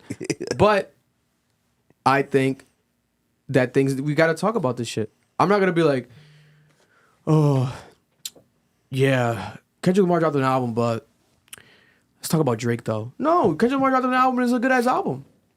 It's honest. And I hope that Party Next Door and Drake drop a flawless album. Why would I want them to drop bad music? You guys sound dumb as fuck. Why would I want them to drop bad music? Why would I want anyone to drop bad music? I want the best from everyone. Right now, if Drake was going to drop an album with Party Next Door, guess what it would have to be? In this climate, after the Kendrick Lamar album, yeah, it would have to be flawless. I agree. If that shit's not flawless, everyone's gonna call it out, and everyone's gonna go do what? Go back to the Kendrick Lamar album. That's why I was trying to say it needs to be flawless. I want it to be flawless, because if not, ain't nobody gonna give a fuck about that album. Now they rarely don't miss. I think Loyal is kind of like a little miss. I could have done without Drake's verse on Loyal. I'm not a huge fan of the song Loyal, but Party and Drake really, they don't miss. Everything after, Members Only, the recent one, I fuck with, like, Unstoppable. I pray for a flawless album, but I don't think it could be flawless. No, he needs it though. But they could be flawless. He needs it. He needs it to come back. I pray to God it is, but it's not. It needs to be amazing. Also, C Anonymous Cat, thank you for this. I just confirmed this. Steak is an Australian company. Oh my God. Bro. Steak is an Australian company. And it's owned by because Kick. Eddie, I think Eddie, the one that Aiden Ross talks to, Eddie from Kick, etc. That he owns it. I think he's Australian because he has an accent. Oh my God. Thank you for that, C Anonymous Cat. I just made sure. Drake, oh He's my owned. God. These niggas bitches, bro. Like, I'm not gonna lie about that. That's the fact. That's what happens when your life is served by money. You become a nigga's bitch. God bless. But maybe he owns, at this point, he might own part of Steak. We said the same. I wouldn't be put it past him. Yo, we said the same thing about Logan Paul and owning Prime, and they don't. Wouldn't that be public information? It should be. No, maybe no. You could do private owners. Yeah, if it's not a publicly traded company. It's a term for like a private investor, angel investor. Yeah. He could be an angel investor in the company for all we know. We have no idea. But continuing the XQC chat. Let's see. This unclipped, unsynced. Let's unsync it back. The most random I'm coming back collab, to bro. Australia the first time in 8 years. Coming back to Australia on tour. It's actually, funny enough, called the Anita Max Win Tour. Really? No, I stop. swear. It's the Anita Max Win Tour. Melbourne, Sydney, Gold Coast. Yeah. A lot of was in chat. A lot of Yeah, a lot of boys. W's in the chat. Anita Max Win Tour. February 9th to like March something. So Australia. Is it just Australia? From Australia. And I have a theory that this was supposed to be with Aiden Ross. That's my theory. But Aiden Ross right now is not on Kick. He has beef with Kick. So instead of Aiden Ross, they put XQC. That's my theory. And XQC is Canadian, so that makes sense. Kai Cenat's on Twitch. That's probably why he didn't go to Kai Cenat. Because Aiden Ross moved to Canada. Yep. This makes so much sense. You're actually right. legend. Yeah. XQC is probably the second highest streamer behind this nigga Aiden. That makes sense. He's up there. He's this up is one there. of the biggest of all time. XQC gets. I know. I can't understand where he says, but he gets a bunch of numbers. But everyone was wondering, why'd you go to XQC? It looks like a weird stream. It's awkward. Why didn't you go to Kai? It makes sense though. It was only awkward because they never met each other before. That was the first time they met. That's why it was awkward. You could tell, but then XQC is weird as hell, bro. No, yeah, he's a little strange. God bless. God bless. This is the sub at Kendrick, the first one, I think. Dreaming Legend. Before you start that, someone said J. Cole just previewed 2 scrapped Kendrick Lamar collabs. Is that on the? Oh, I think on the podcast. I think Elliot Wilson posted, so we'll play that in a second, guys. Oh, okay. We'll play that soon. Shout out to J. Cole and Ebe. Thank you, Ari. Streaming Legend. Me, I do music. In case you didn't know, I'm here. As you can see, fully intact, mind, body, and soul. In case you were wondering, right? Mind, body, and soul. Mind, body, and soul. You need facts to take me out. Fairy tales won't do it. Cheers to everybody. Words live by. Words to live by. Real talk. Cheers Chat. to everybody. Love. W's for everybody. Maxes tonight. Anitas. What do you mean? This guy, bro. And then let's see right here. That's the one I already played. They're playing Starboy. He said, "Switch this song." It's all Obviously, they have real beef. Have to switch this one. We're real Sixers. We're real Sixers. They're real Six side. We don't listen to that. You know what it is before? Nah. What? Yeah, of course. Yo. And that's to the level of allegedly, people's house being shot at, etc. That's a different level of that beef between Drake and EXO. But there was rumors of them trying to make it more amicable, but that deaded it completely. We have Drake also calling Steve Lacy his fragile op. That was hilarious. He said that Steve Lacy's his fragile op. Yo, Steve Lacy's response was legendary. It's like the wildest way. It was hilarious, actually. It was like the most random way to call someone gay, right? Because Steve Lacy's gay. So he's trying to say he's a fragile op. It's my fragile op. Just like, bro, he's fragile because he's gay. Like, that's insane. It's fucking crazy, right? Steve Lacy, I think, might be from Compton, to be honest. Steve Lacy responded. He posted this. He's like, yo, and he played the song I Get Lonely. And he said, wait, what in the... And he did the XQC. He did the XQC heart, the finger heart that XQC does during the streams to exit out the streams. It's nuts. And we also have Kendrick Lamar. Kendrick Lamar reacted to this stream, right? Another one of Kendrick Lamar's friends from Compton, from California. They tend to do this. They post screenshots when they talk to Kendrick Lamar. And then Kendrick Lamar speaks to the people through his friends' screenshots, right? They reveal private conversations with Kendrick Lamar. This man right here posted, he texted Kendrick Lamar last night after Drake's stream. He said, you done turned blood into a streamer on Phillies. Kendrick Lamar responds laughing. Then he says, that's a damn shame. Kendrick Lamar says, he tripping? Then his friend says, blood don't want no smoke, Philly gang. Then he blurs out the rest of the messages between him and Kendrick. Right. But Kendrick ready to go. He tripping? That's hilarious. Because if he's tripping, I guess Kendrick, he's ready to go. You know what I'm saying? That's just hilarious. That's funny as fuck. The fact that he really said that shit. Like, he really with the smoke, nigga. Like, he tripped. Like, I won't go on that stream and speak. He tripping? Nigga go drive to Kai Cenat's house. He tripping? Just start torching that nigga on the stream. You know what I'm saying? And let's talk about the album. Kendrick Lamar out of nowhere. So Kendrick Lamar out of nowhere came. Kendrick Lamar surprised everyone Friday morning with a brand new album. A full album, right? 12 records, unreleased records. One was previewed, which was the Broccoli song, but it ended up being now Squabble Up. And it's the single right now because today he dropped a music video for Squabble Up, right? And this is a clip. I'll show the clip from the music video. All right. Here he is. He got the blue on, reverse hat. Got the Jesus background. One room, Compton Christmas parade. He might go to it. Got the Chicano. Got the Latinos. The Mexican love. It's the Roots theme. Forgot what song it's called. The new movement or the next movement. He got Menace to Society with the little kid right here from the movie Menace to Society driving the little bike. We got the paying homage to Nate Dogg's mixtape album right there. Got the lowrider with the jumping car. The dog in the background going crazy. A lot of random cultural moments. Right? And he also reads a book during the music video where it says how to be like Kendrick Lamar for dummies. What a sub to Drake. A custom book that he created, right? I hear it.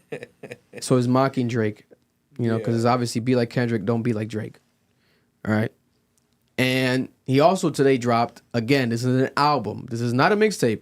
He has vinyls. He dropped vinyls today and cassette tapes.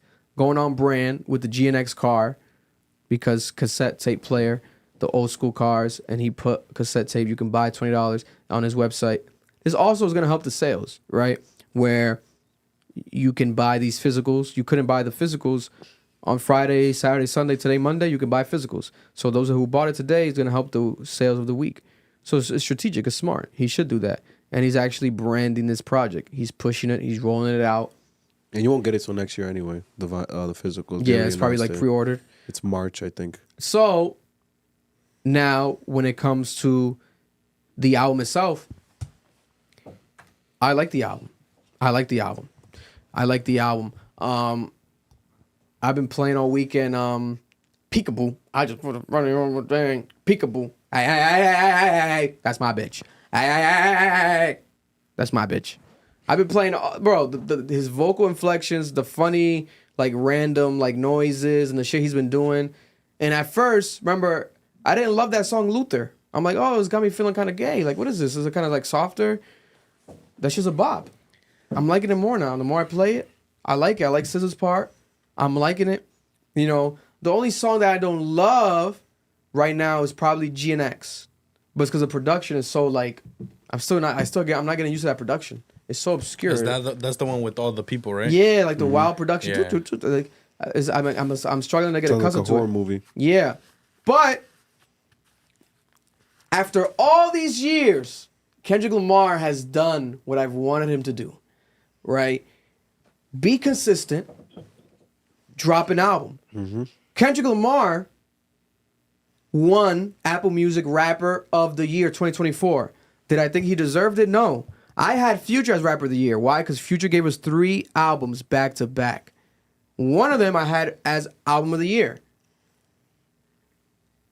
Now, I was like, yo, Kendrick Lamar only had 5 songs. Technically only one that's really a single. You can't get them all on streaming. Why are you going to give him Album of the Year? Seemed like a industry play, like to like just clickbait people and like, okay. He's doing the Super Bowl. No album. What's going on? Where's the fucking album? Kendrick Lamar drops an album. Mm-hmm. Now, after the results of the album, me hearing it, I can give Kendrick Lamar, rightfully, Rapper of the Year. I think he deserves Rapper of the Year. He's the best rapper this year. Some people felt that way prior to the album. I'm not some people. I didn't feel that way. I had Future. I have Kendrick Lamar number 1, Future number 2 for the year. Kendrick Lamar, the album is great. There's some amazing songs on there. Is it flawless? No. There's some amazing songs on there. You're not going to tell me that Squabble Up is not going to go crazy at every party, at every festival. Went crazy at the party I was at yesterday. Bro, I heard it at a party too. At Tiana's friend, it was going crazy. Mm-hmm. People were like, yo, like you could... It sounds great on loudspeakers. Mm-hmm. Kendrick Lamar is playing Drake's game. He's doing hit records. He's doing party records. The difference is that he's keeping it authentic to him as far where he's from, and it's West Coast inspired, West Coast driven. You got West Coast artists on there. He has like 2 Mexican rappers. I didn't even know they were Mexican. Yeah, it's a I think Dodie is Mexican. And Lefty Gunplay. Lefty Gunplay, yeah, there we go. Lefty Gunplay. I've heard of Lefty Gunplay. I think No Jumper had Lefty Gunplay. Adam interviewed Lefty Gunplay, I believe. I've heard of him in the past. Didn't hear of Dodie. But he's spotlighting all, like, the brown and black culture of LA. He's representing all of LA, which I think is genius because that's the essence of LA.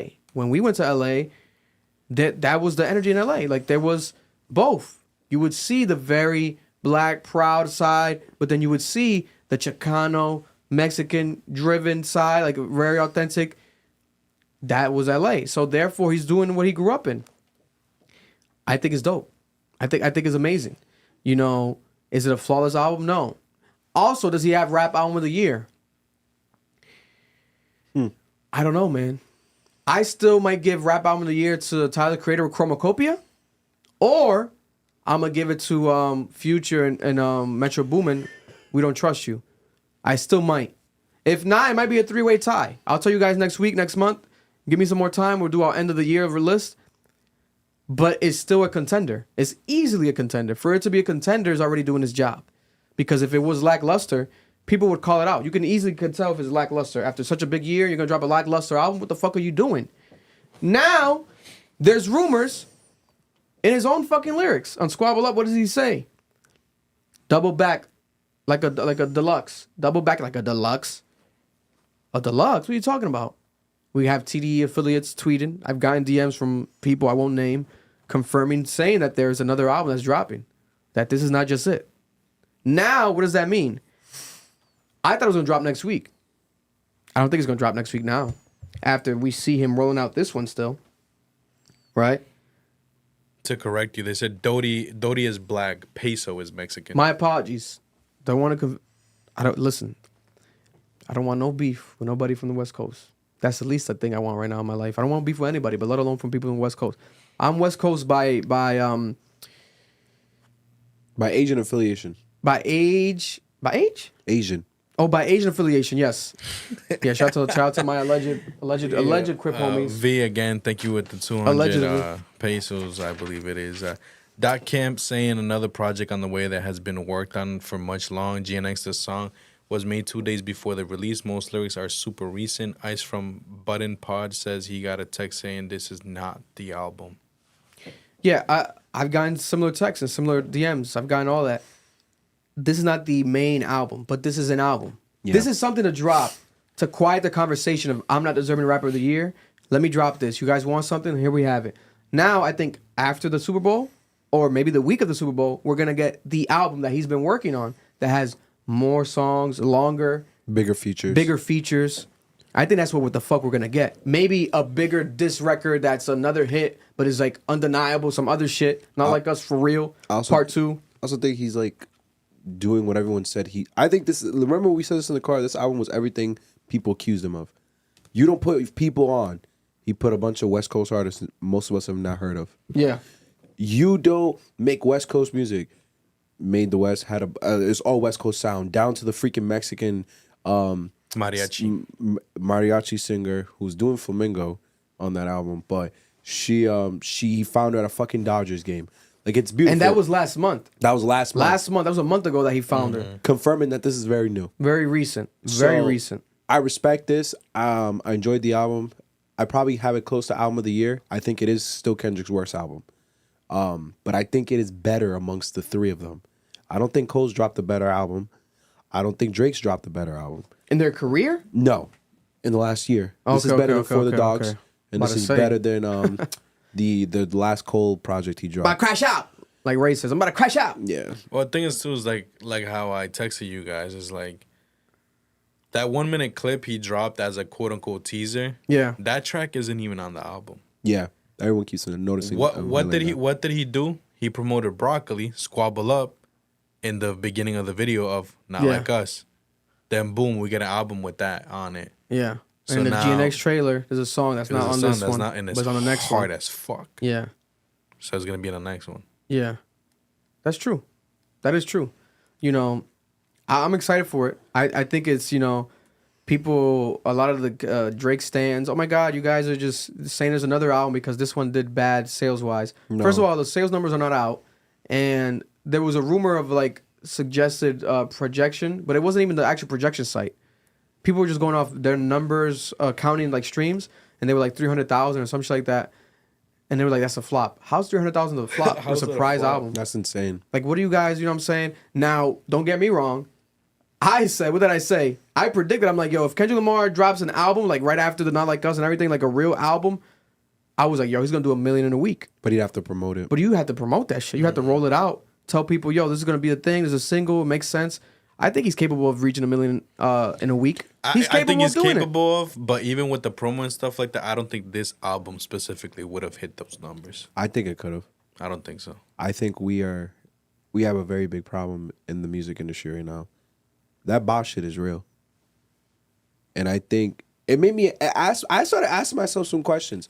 How much music do I actually like? And how much music was just promoted to me to a point where I had to look at it?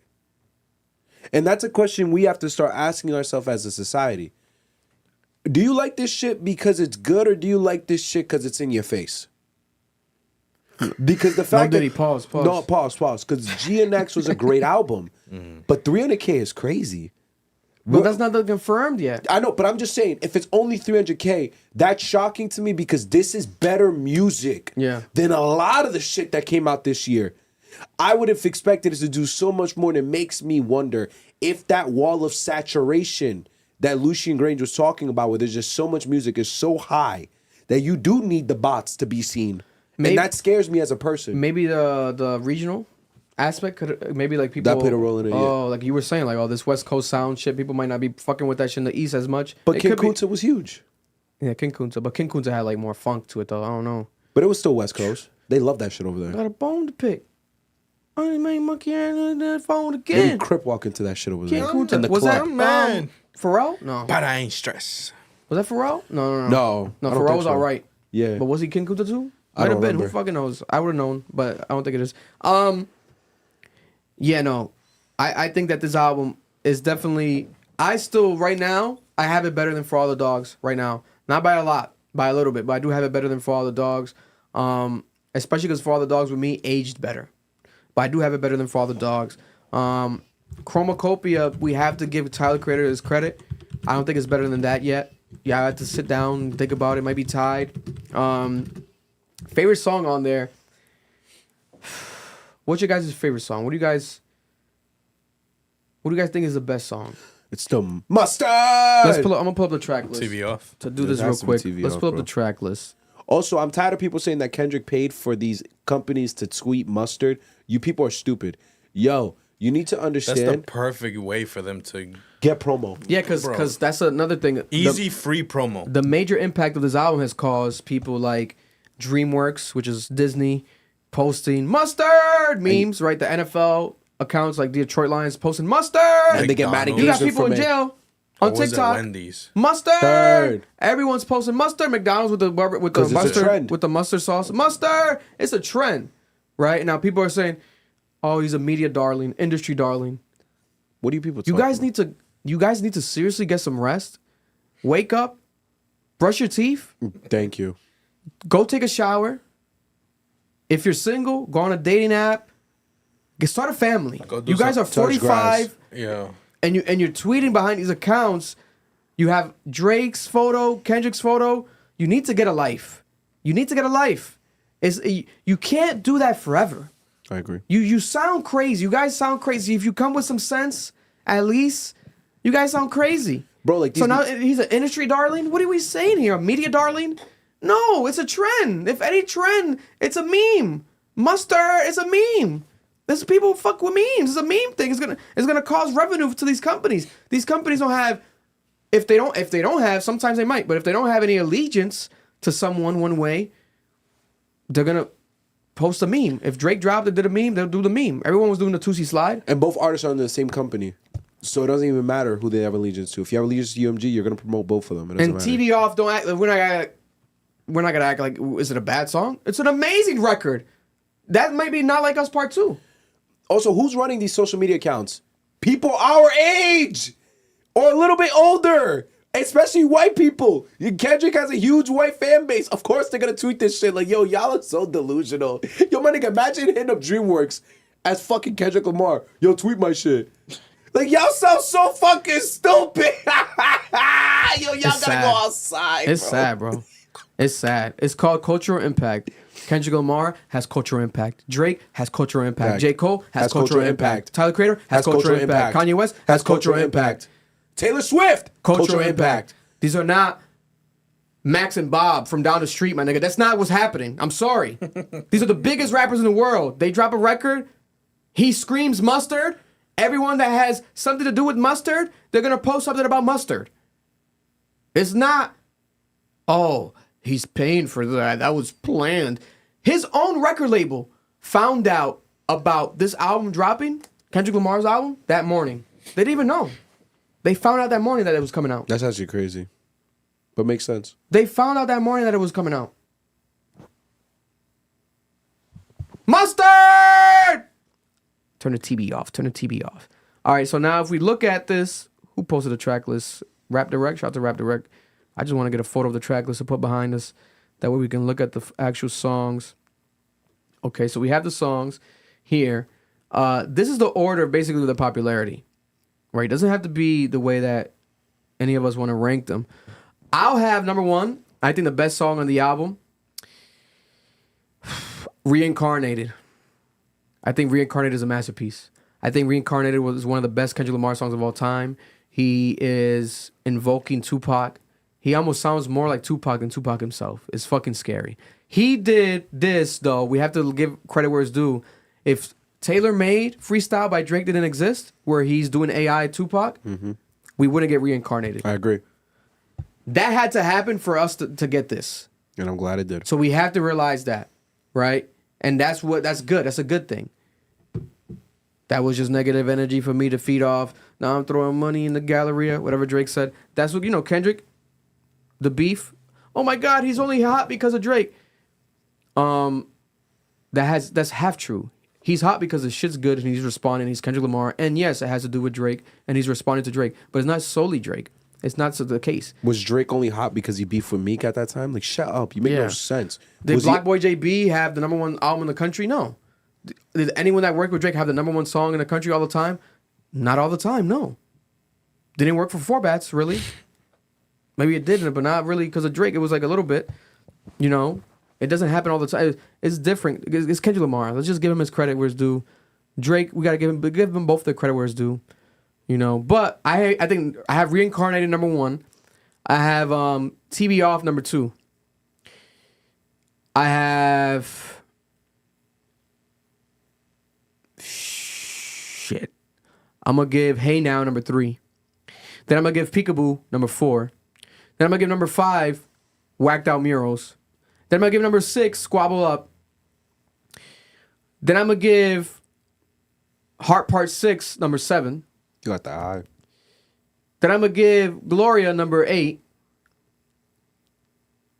Then I'm gonna give Dodger Blue #9. 10 I'm gonna give Man at the Garden. And 11. Which one I have left? I think I missed one. I might have missed one. Which one did I miss, chat? GNX.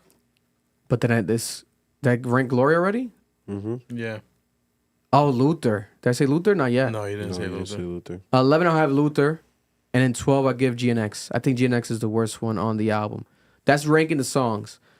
Do I think that they're all skips? No. I think that the slight skip might be I'll give Dodger Blue and GNX like the slight skip energy. But other than that, the album's basically played through. I could play through it, shuffle it. You might not listen to Heart Part 6 a lot if you're not a Kendrick Lamar fan. I get it. But I'm a Kendrick Lamar fan. I'll listen to Heart Part 6. You know?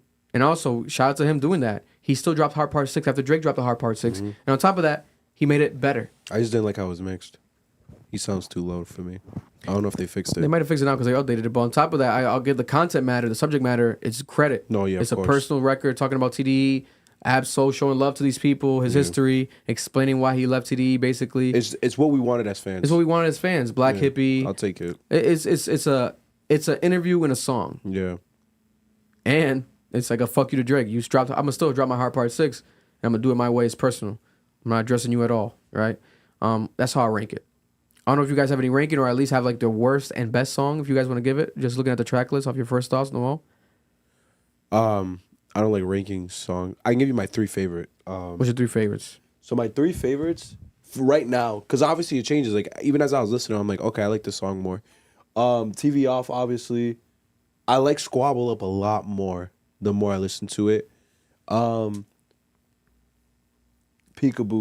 is the 3rd one. And honorable mention is Dodger Blue. I know a lot of people don't fuck, like some people don't fuck with it. It's starting to grow. Like this is an album you really gotta sit there and listen to it a bunch of times. We didn't hear Roddy Ricch at first. Now I hear him. You hear him now? I still haven't heard him. I hear him now. He's like a second background vocal hook. Like he's not like a main hook. I think someone else is singing on there, but he's like a part of it. Yeah, because like Man of the Garden, I know a lot of people like that. I wasn't always a big fan of One Mic. Love Nas. I love that album. I think One Mic is one of the best songs of all time. You think so?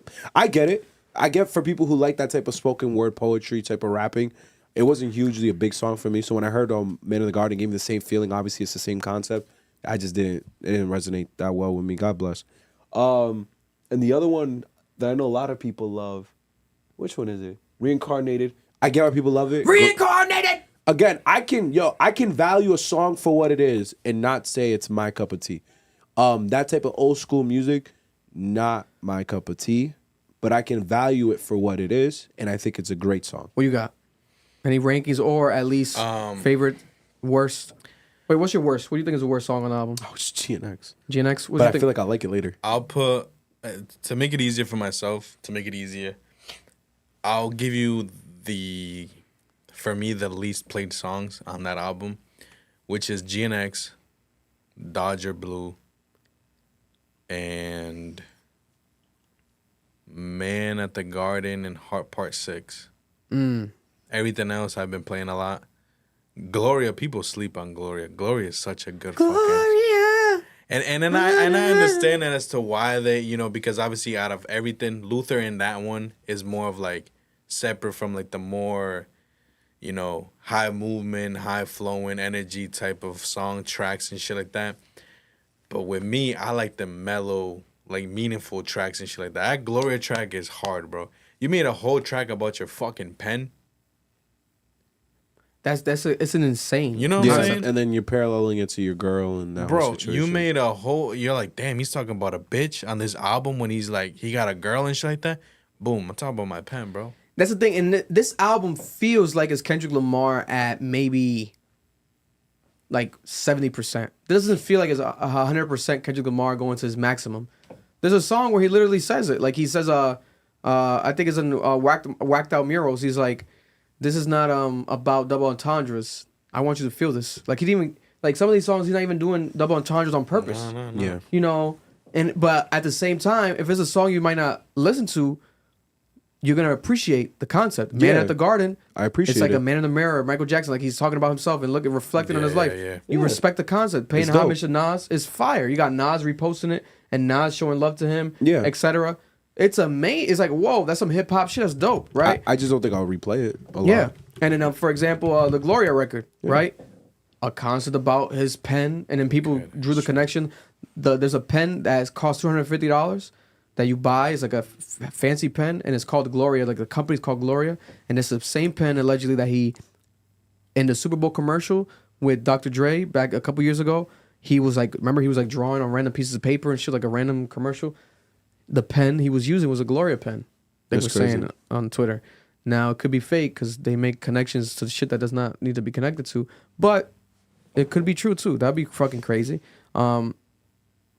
I thought it was like tied to like Luther or something. Like Gloria, Luther, because like the names. Yeah. It's like the only ones that have a name for the title of the song. Regardless, I really like the album. I like it a lot. I'm satisfied. And it is one of those where you listen to it multiple times. Listen to it multiple times. It's not just a one sit down listen shit. Yeah. No, listen to it multiple times. Yeah. Now ranking it, right? If you look at Kendrick Lamar's albums, I have a very unpopular opinion in this room. if you look at all the Kendrick Lamar albums that have come out throughout his career, right? And we're gonna include Section 80. Section 80. Section 80 technically is a mixtape, but we're going to include it as an album. It's not a studio album. Because according to him, if you go on GNX, it says this is his 6th studio album. Mm-hmm. But technically it's his 7th project. Mm-hmm. But they're counting it as an album, so Section 80 doesn't count as an album. I think they're calling LP. Yeah. I have number 1 being Good Kid, Mad City. I think Good Kid, Mad City is one of the best albums of all time, right? Actually, this is not all his albums because they put Good Kid, Mad City twice on here. I feel like there's another one that's missing. Yeah. Am I bugging?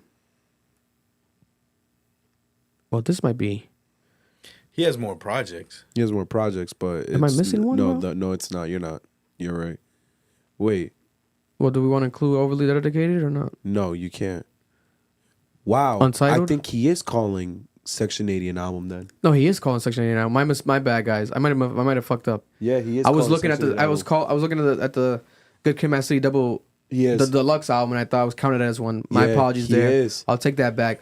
Okay, so he's counting. I'm assuming Section 80 as an album. I was right, by the way, because I said that. Nigga said no. Vic said no. I was right. Eat me. Because I don't think it's an album. It was a mixtape when it came out. I remember we were listening to it on that pit, like on mixtape platforms when it came out. But I think Kendrick Lamar's officially released new it. mixtape. I consider it an album. I consider it an album. It sounds like an album. So, as a single. So they're considering Overly Dedicated as well? No. Let's rank his 6 projects. We're not counting Untitled, Unmastered, not counting the Black Panther album, not counting the Kendrick Lamar EP, not counting Overly Dedicated. From Section 80 forward, his solo albums. So Section 80. I have Good Kid, Mad City number 1. Mm-hmm. Okay. I have Damn number 2. I have Section 80 number 3. I have To Pimp a Butterfly number 4. And now I would have to put GNX number 5, right? Because 6, yeah, GNX will have to be number 5. Mm-hmm. And Mr. Morale and the Big Steppers, I think, is still his worst album. I think Mr. Morale and the Big Steppers, I think, is his worst album. Now, this is rankings. I still think that within this, Kendrick Lamar has 2 classic albums. Just because it's a classic doesn't have to make it higher in the ranking to me. It's my personal ranks, right? But I do think that Good Kid, Mad City is a classic album, undeniable. And I do think that To Pimp a Butterfly is a classic album. I have To Pimp a Butterfly as a classic hip-hop album. Some people say Damn is. I wouldn't be mad. Okay. Some people want to call Mr. Morale and the Big Steppers a classic. Not to me. But I can see if you're okay, it's like a meaningful message.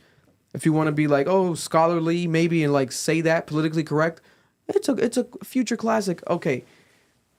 I don't think so. But that's just my opinion. What do you rank these albums? Do you think that GNX is the worst? You put it below everything? So, my ranking is going to piss people off.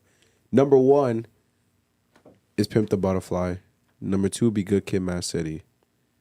Number 3 would be Section 80. Number 4 is Damn. Number 5 is Mr. Morale. Number 6 is GNX. I actually think Kendrick has 3 classics. I consider Section 80 a classic. Just because I think Rigor Mortis, I think the song he has with Schoolboy Q, I forgot what it's called, Blow Your High, I think that's what it is. Yeah. I don't want to make chat correct me if I'm wrong. I think those are like legendary songs. Ronald Reagan era, legendary song. I listen to Tammy's song all the time. Like, there are songs on there that are part of my existence. They are part of my upbringing. I'm always going to Pimp the Butterfly number 1. I think, You is the greatest introspective song I've heard in my life. It's like pure thoughts of someone talking to themselves. The reason why I have Mr. Morale number 5 and not GNX, I don't think GNX is sequenced well. That's one of my biggest criticisms of it. I think he jumps from sound to sound, and it confuses me a little bit, and it makes me feel a certain way. I like when albums are like a story, when it's a plot, when it's trying to give you something. And I also think Mr. Morale, I resonate well with it because I'll be honest with you, on a personal level, I've been in that relationship where it gets abusive on both ends, and you're doing things that you're going to regret. I've been in the relationship where you want to cheat. So it's always, I've been the child who has to deal with your mother's trauma and just growing up and dealing with that. So I'm always going to resonate with those messages he was trying to give off and just looking at that and being honest about it. Like, that vulnerability in that album is very deep because it's like you're coming out and you're telling us the nasty shit you did to the people you love. Yeah. And that's really hard. So I'm always going to respect that, and I have to have it. Where do you rank the albums, Marloon? For me, Good Kid, Mad City is number 1. Number 2, damn. Number 2, I'll give it to Damn. Number 3, Section 80. Number 4, To Pimp a Butterfly. I think it's the same shit as yours. Number 5, GNX, and number 6, Mr. Morale and the Big Steppers. But to be honest, I would listen to all the other mixtapes, whatever, over Mr. Morale. Really? Yeah, Wow. 100%. I don't like Mr. Morale. I don't like Mr. Morale at all. Did you guys go back to that recently? Yeah. Okay. I don't like it. I don't like it, bro. I listen to Overly Dedicated over that any day. I listen to Untitled any day. Black Panther any day. I mean, let me look at Kendrick Mr. Lamar Morale. joint any day. I don't like Mr. Morale, bro. It just didn't do it for me. It just didn't do it for me. There was only a couple of tracks. I'm not gonna go back to a whole ass album for 2 tracks, bro. I was a fan of the second half of Mr. Morale. That's where my fandom I like kicks in for me. Mother Eye Sober. I love that song. Mirror, Mr. Morale, Savior, Silent Hill, Count Me Out is dope, but like everything else is kind of like skewed. Like Father Time is cool. I'm not a huge fan of this album. I don't know.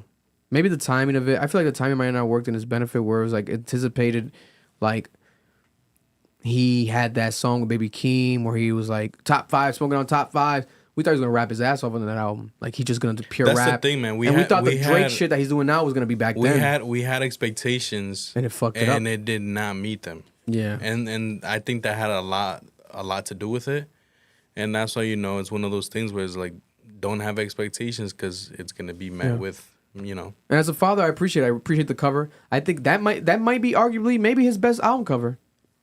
The Miss Him Around the Big Steppers might be his best album cover. Yeah. I love the gun in the fucking pants. Yeah. And the Jesus crown with the son in his hand. Expensive or ass. daughter. I Expensive forgot ass which crown. one.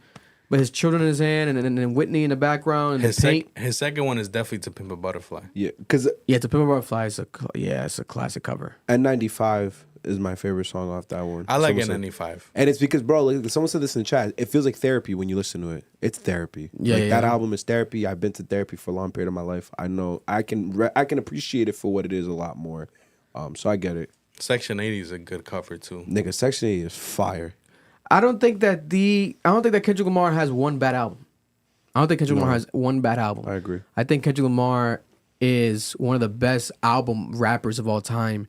That's why people want his albums and go crazy whenever his albums come out. The thing is with this recent one, GNX, it was the first album where there's no theme. There's like really no theme, right? There's like a subtle theme, but it's not like a theme that's throughout the album. The only thing that we can maybe tie is the mariachi singer as like a theme. Yeah, but we still haven't like figured out what it's supposed to mean. We can argue the West Coast is a theme, but it's not fully West Coast either.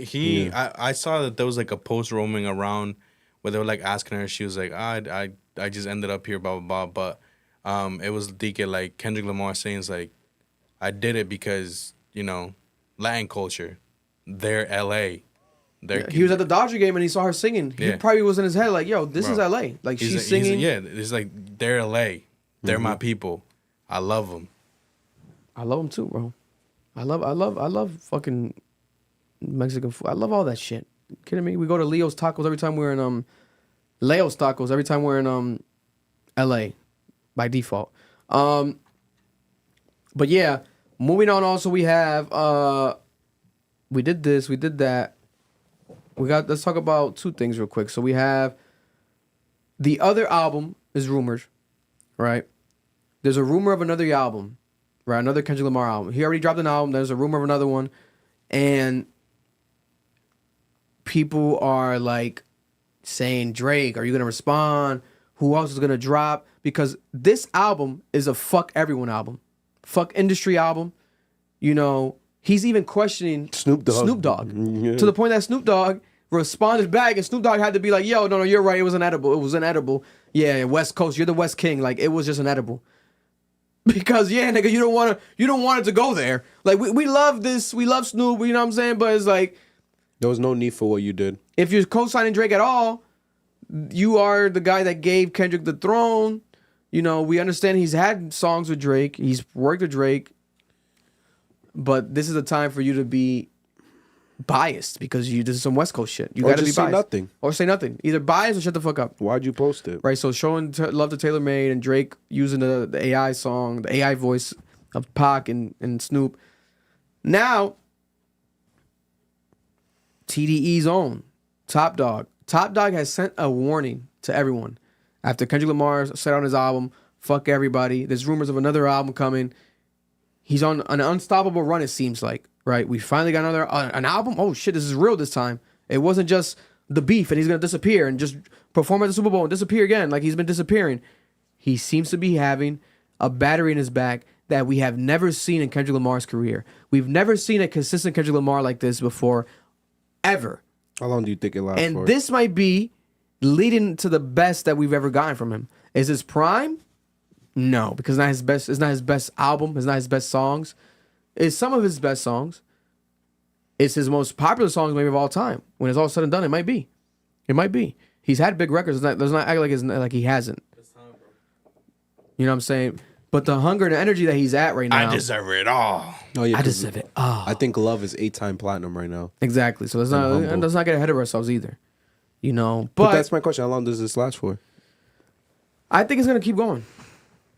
Through him or through the artist? I've learned to not underestimate him anymore now. I underestimated him for all these years. He proved me wrong. I think that Kendrick Lamar has the ability to be the best rapper of all time, at all times, as long as he's dropping and he's consistent. If he's consistent and he's dropping, he has the capabilities of being the best rapper of all time. bigger than Pac, bigger than Biggie, bigger than Drake, bigger than anyone else, bigger than Jay-Z. He has the capabilities. Does he want it?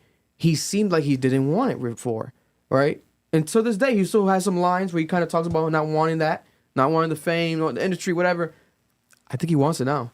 I think he's tired of this shit, and he wants the throne. He wants the actual. He's worn a crown, etc. for aesthetics. I think he wants the real deal crown. He said that he's the greatest, that he's the best, but now he wants to really like put his foot, or whatever, put his money where his mouth is, whatever the fuck the term is. Yeah. He wants to put his foot in your ass. He wants to really like show people. Oh, you think it's just a couple songs? Here's an album. Oh, here's another album. Oh, here's the Grammys. I'm gonna win them. Oh, here's the Super Bowl. I'm gonna perform it. Oh, Mustardddd, new song. I'm gonna perform at the Super Bowl. Everyone's gonna say Mustardddd. Everyone's gonna say PDF file. I'm not even gonna say it. I'm just gonna drop the beat. Everyone's gonna call Drake a pedophile live on camera, live on TV. Millions of people from their home screaming at the TV. Oh no, not Mustardddd. That was what's the line? The Drake line? A minor. Millions of people gonna say it. I think that's what he wants to do, because he's at a point where you can tell. I thought might have been a silver lining, like, oh, they might get cool with Drake again. No, it's over. No. I'm glad you understand that. This is fuck everyone. I am done. Yeah, he cleared that out. He said, I'd rather take him to hell with me. I'd rather take him to hell before I do a truce. Right? And then Top Dawg, right here, says, damn, how can I see the Top Dawg? I'm going to just type it because this is messing up. I hate how they got to fix that on X, where like you press a photo, it only shows a photo. Like, where is the message? Okay, here we have Top Dawg's message. Top Dawg said, Kendrick is a dangerous man right now. Everything I thought he would be at 16 years old is here right now. Everybody stand down. I promise you. He's sending a warning to everybody. This is Top Dawg. Mind you, Top Dawg's not signed. Kendrick Lamar doesn't put money in Top Dawg's pockets anymore. He's not signed to him. This is not his artist no more. This is a man that's an OG in the industry, an OG in the game, an OG in LA. He has always been close to Kendrick Lamar his whole life. His dad, like there's so much stories between them. I would take him serious. If he must know something that we don't, obviously. And I think it's that next album. And I think it's that Kendrick Lamar wants the fucking throne. He's had enough. He's had enough. He's had enough. Now, Lil Wayne, let's talk about this. Because Lil Wayne responded. And we got to talk about our takes on this, because we kind of spoke about it there, but I think my opinion might change a bit now. If we're being honest, like if I'm looking at it now, finally, I might think it's like a diss. Thank you. Wait, what Kendrick said? I think it might be a diss, bro. I don't think so. I don't think so. So Kendrick Lamar on his album, this whole year, to put it in perspective, to that's what we do here. We love providing context because we got to educate you guys. We got to give you the information. We got to make this shit make sense. We're not amateurs here. Kendrick Lamar this year was announced as the Super Bowl halftime performance in New Orleans. Lil Wayne is from New Orleans. Lil Wayne was rumored to be the next Super Bowl halftime performer. He didn't get it. Instead, Kendrick Lamar got it. Lil Wayne is also close friends, former boss of Drake, who is currently beefing with Kendrick Lamar. One would expect he's beefing with Drake. He must be beefing with Lil Wayne. The wild card in all this is that Kendrick Lamar has always said that his favorite rapper of all time is Lil Wayne. Without Lil Wayne, there wouldn't be a Kendrick Lamar. Made his first mixtape. He's had mixtapes dedicated to Lil Wayne. Yeah. In his young career. Fast forward again. On Kendrick Lamar's new album. This is after Lil Wayne said that he felt like they ripped the fucking opportunity away from him to perform at the Super Bowl. Man, dramatic. Right? He was emotional on Instagram Live, saying that he doesn't know how he's gonna get over this. Like, he's distraught. Right? He was emotionally damaged from this because he expected that he was gonna get the Super Bowl halftime performance. He felt entitled to it. Lil Wayne is a legend. I think he needs a Super Bowl halftime performance. I personally would have preferred, overall, beef aside, I would have preferred a Lil Wayne Super Bowl halftime performance in New Orleans next than a Kendrick Lamar one. To me, that made sense. I had Lil Wayne performing or Taylor Swift. Nonetheless, we didn't get either. We got Kendrick Lamar now. I'm happy with it. Kendrick Lamar is one of the best performing rappers of all time. He performs better than Lil Wayne, yes. Also, this year we have the Pop Out. amazing performance. We also had the Mr. Morale and the Big Steppers, amazing tour. I technically saw the tour because I went to Governor's Ball last year in New York, and Kendrick Lamar headlined, and he performed his Mr. Morale and the Big Steppers set, and they came out and danced. It was phenomenal. Kendrick Lamar, I've seen him live, I think 3 times now. He's phenomenal every time. He said on his new album, I used to bump the Carter 3. The irony, I think my heart... No. They fucked up the lyrics. Nah, they fucked up the lyrics. I mean, this is pop bass, so why would I expect them to get the hip-hop lyrics right? My apologies real quick. Let me read the lyrics right here. From the OVO NFR? OVO NFR? Or the UMG NFR? No. He says, I used to bump the Carter 3. I held my Rolly chain proud. Irony, I think my hard work let Lil Wayne down. Then he goes and says, got the Super Bowl and Nas was the only one to congratulate me. All these niggas agitated. I'm just glad it's on their faces. So what's he saying? We didn't talk about it in the reaction, but think about it. Who posted Lil Wayne when it was announced that Kendrick Lamar was performing at the Super Bowl halftime? Everyone. Travis Scott, Fabulous, out of nowhere. Random rappers were posting Lil Wayne. It felt like outside of the fans on social media, everyone felt like it was hate. Everyone felt like it should have been Lil Wayne. And everyone was showing love to Lil Wayne. All these rappers in the industry. No one was immediately congratulating Kendrick Lamar. The only one that had a mainstream attention and moment, Nas. And he showed love to Kendrick Lamar. Congratulations for the Super Bowl halftime performance. And he showed love to the album again. And recently, this week, 2 days ago, he showed love to the album again. But that's who Nas is. But is this a diss to Lil Wayne? Yeah, I think it's a diss to Wayne. No, it's a diss to the industry. I think it's a diss to Wayne. It doesn't say that. It sounds like a diss to the industry. Because how do you interpret this as a diss to Wayne? The second part definitely for the industry. Yeah. How is this interpreted as a diss to Wayne? I think it's a diss to Wayne because it's like... It's not like a disrespectful diss, but I think it's still a diss. Meaning that this comes out the way it comes out. We hear it. And I think that I think that Lil Wayne has the right to feel offended by this. No, he doesn't. I think he does. Because Lil Wayne feels like, yo, they stripped it away from me, etc., even though they didn't. But he's already in that bag. And then you got Kendrick Lamar saying that he used to bump the Carter 3, like he used to play my music, and he was proud to play my music, but he's like, he thinks that his hard work now let Lil Wayne down. So he's like, I think he's being sarcastic. Because, bro, his hard work didn't let Lil Wayne down. You think that his hard work is that a factual statement? It's a sarcastic statement. Because it's not facts. It's a play on words. Well, that's what he says, I think, bro. But that's why I think that Wayne can take this as a diss. He's recognizing it as like, you're not recognizing what I've done to get here. I don't think it's a diss. I think it's a recognition of fact. Because, Vic, regardless of what you say, Wayne doesn't deserve to feel this way. I'm sorry.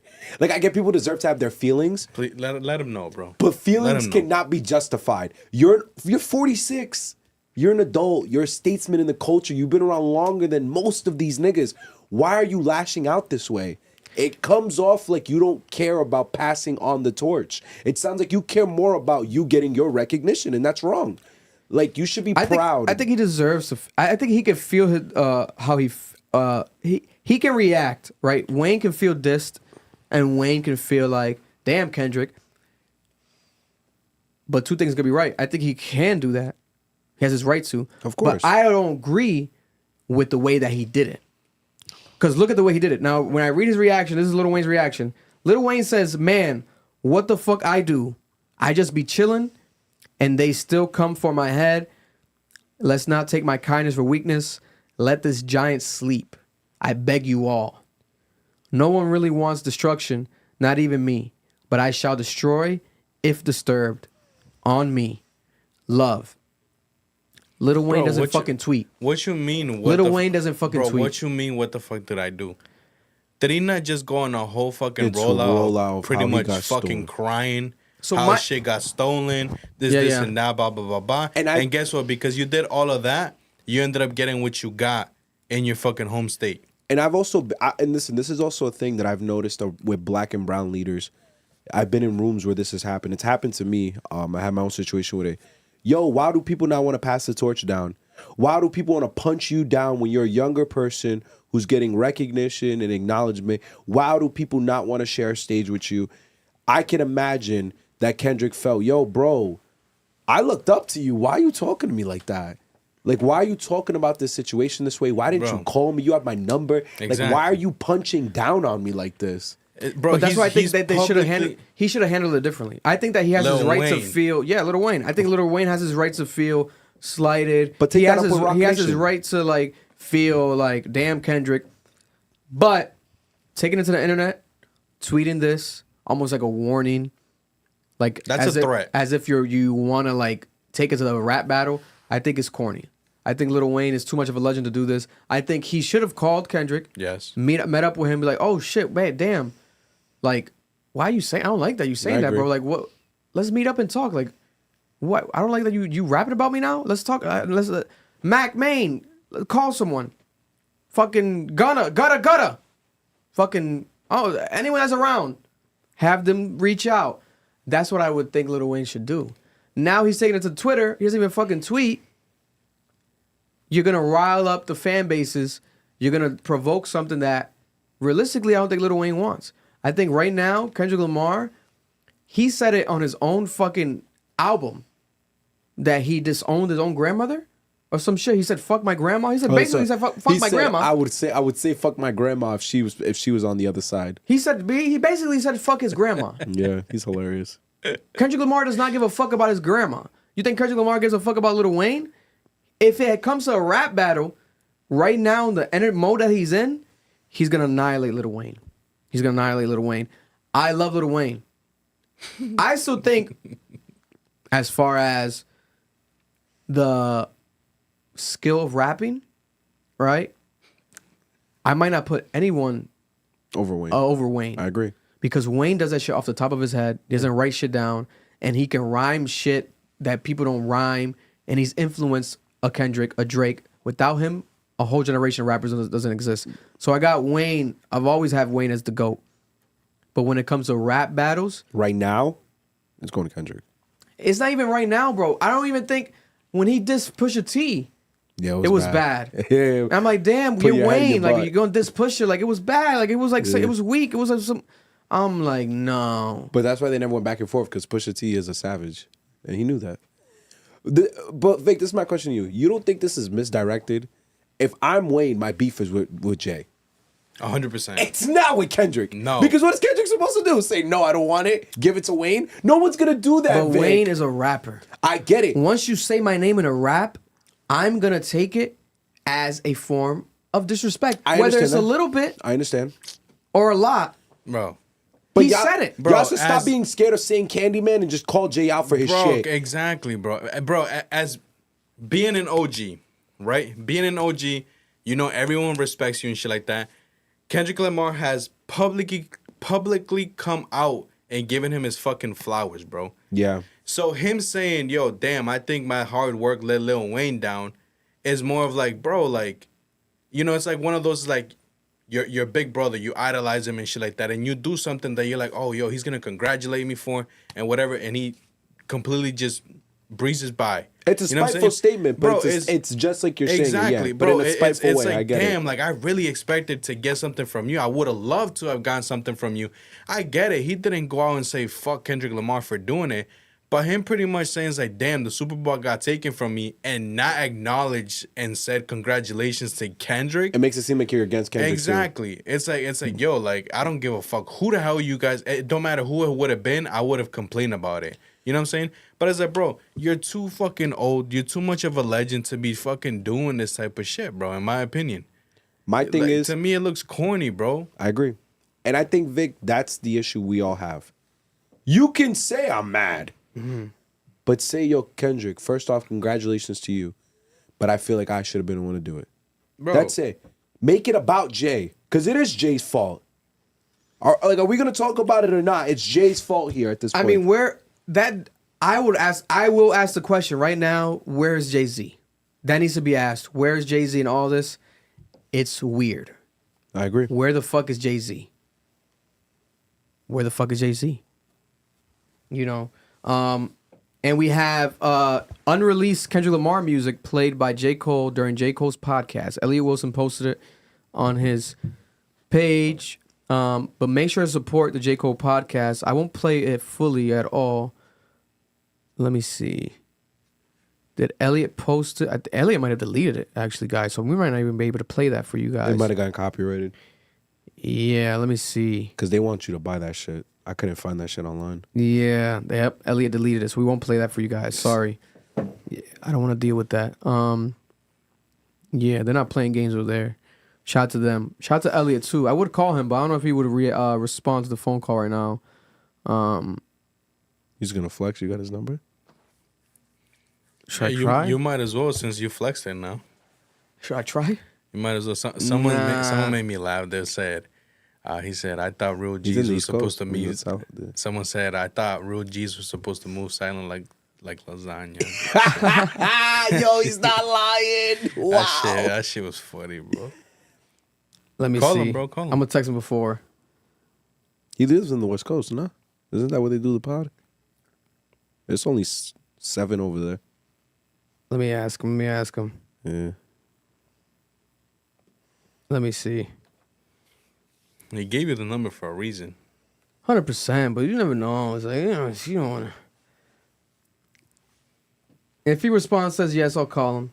He's an OG, so I'm not just going to make the call out of nowhere, but we'll see if he's down.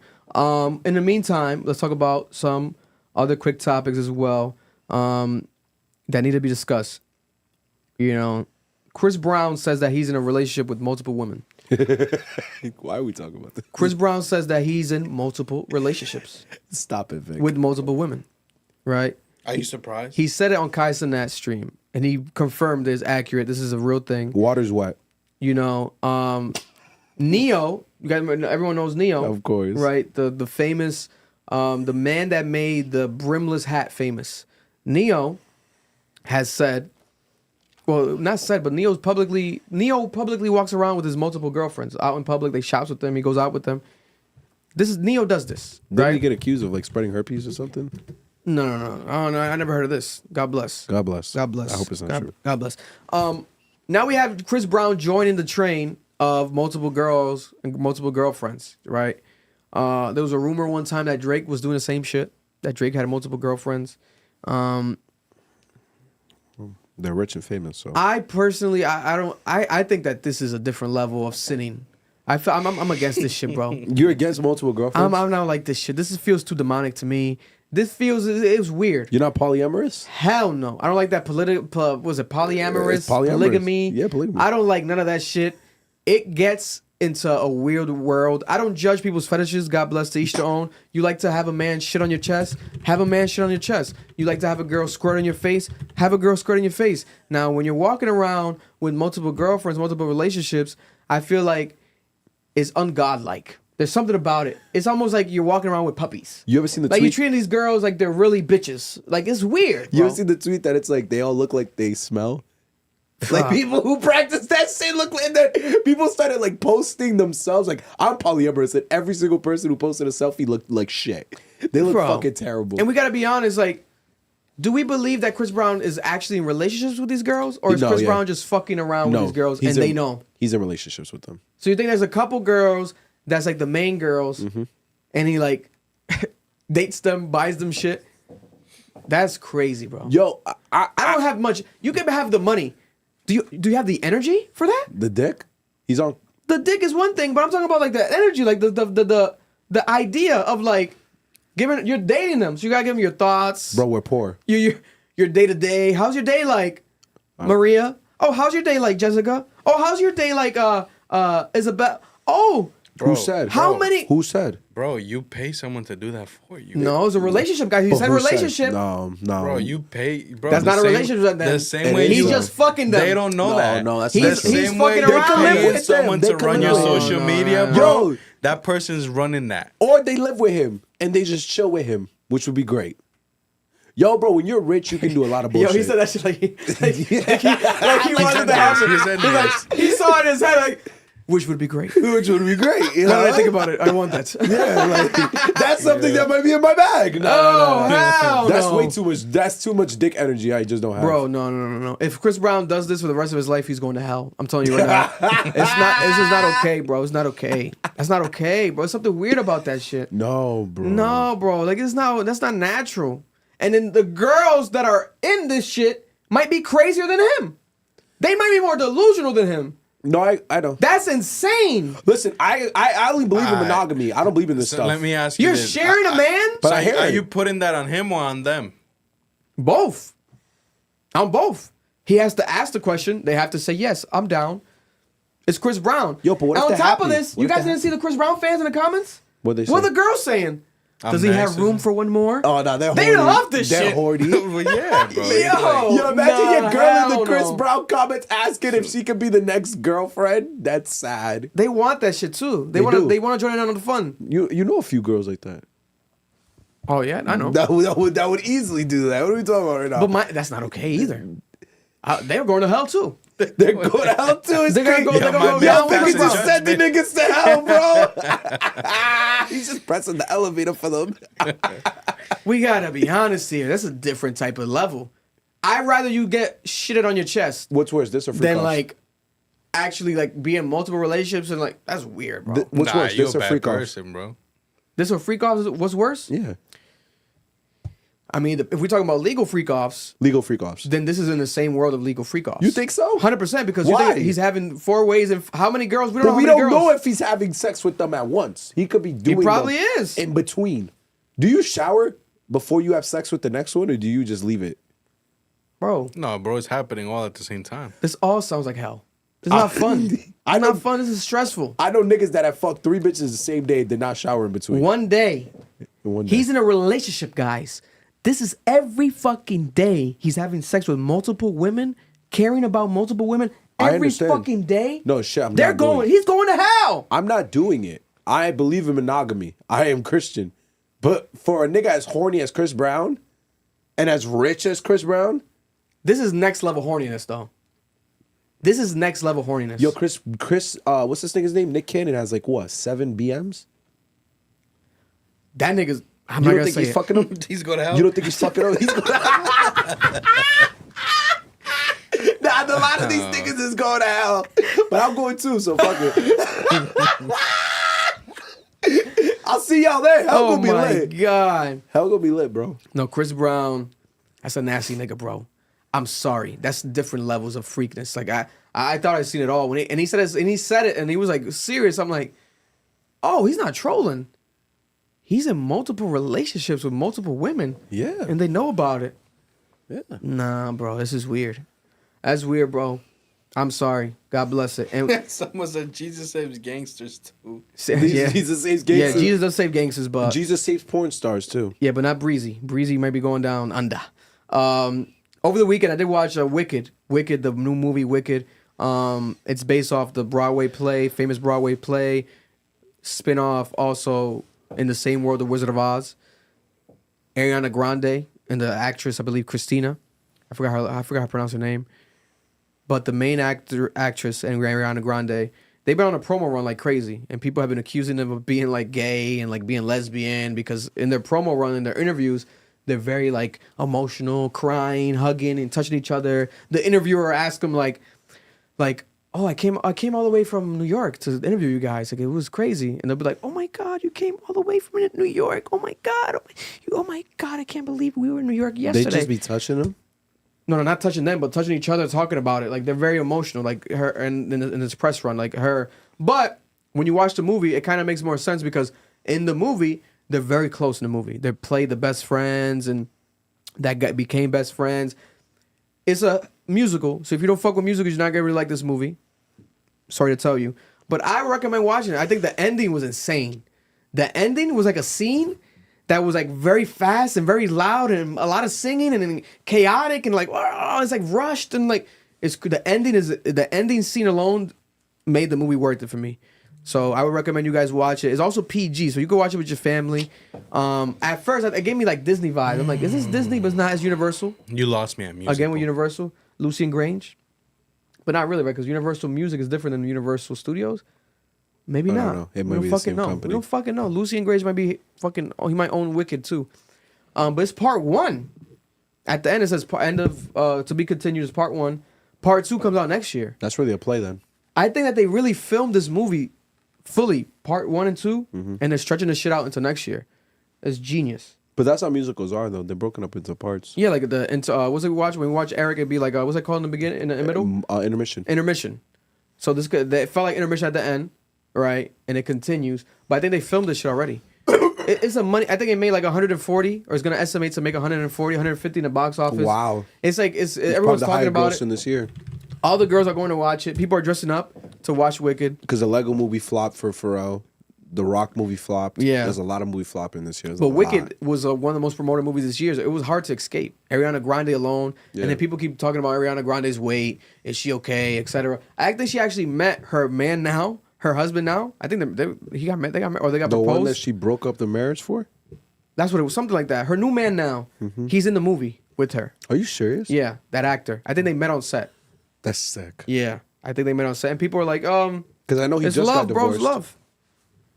It's love. Y'all call Some people fall out of love to fall in love with you someone better else. pray Deja's not seeing this. But that's true. Nigga, they got a divorce, nigga. Love, nigga. The fucking love happens.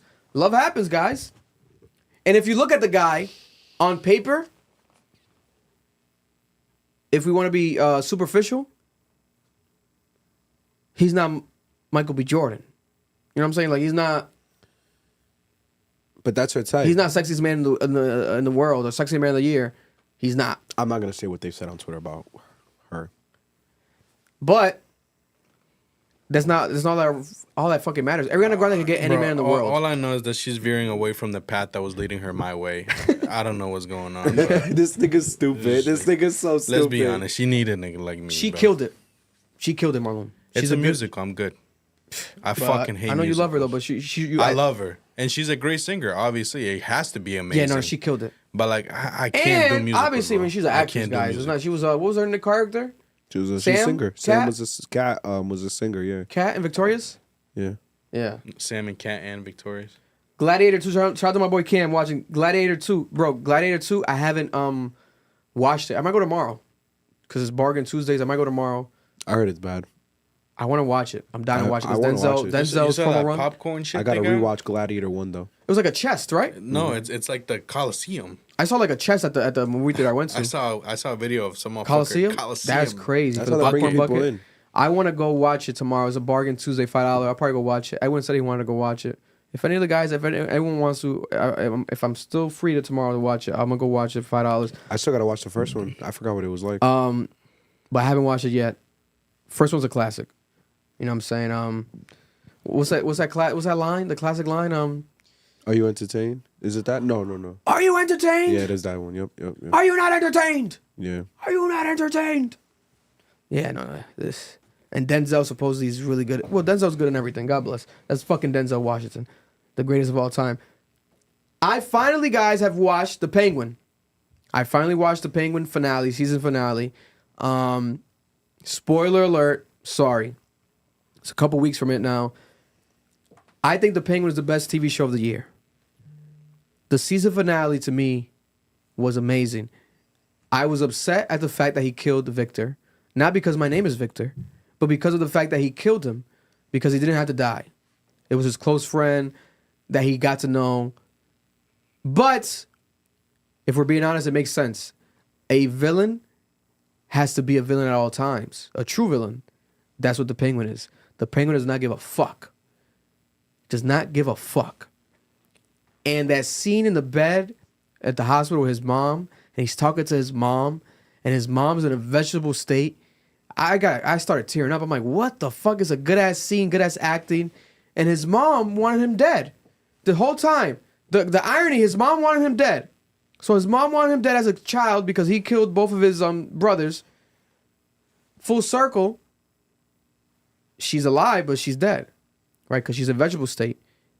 And he kept her alive. Now in his house, he moved her from the hospital to his house. She can't talk. She can't say nothing. She's the death stare. It's a sick. The show is amazing. It's like a lot of emotion.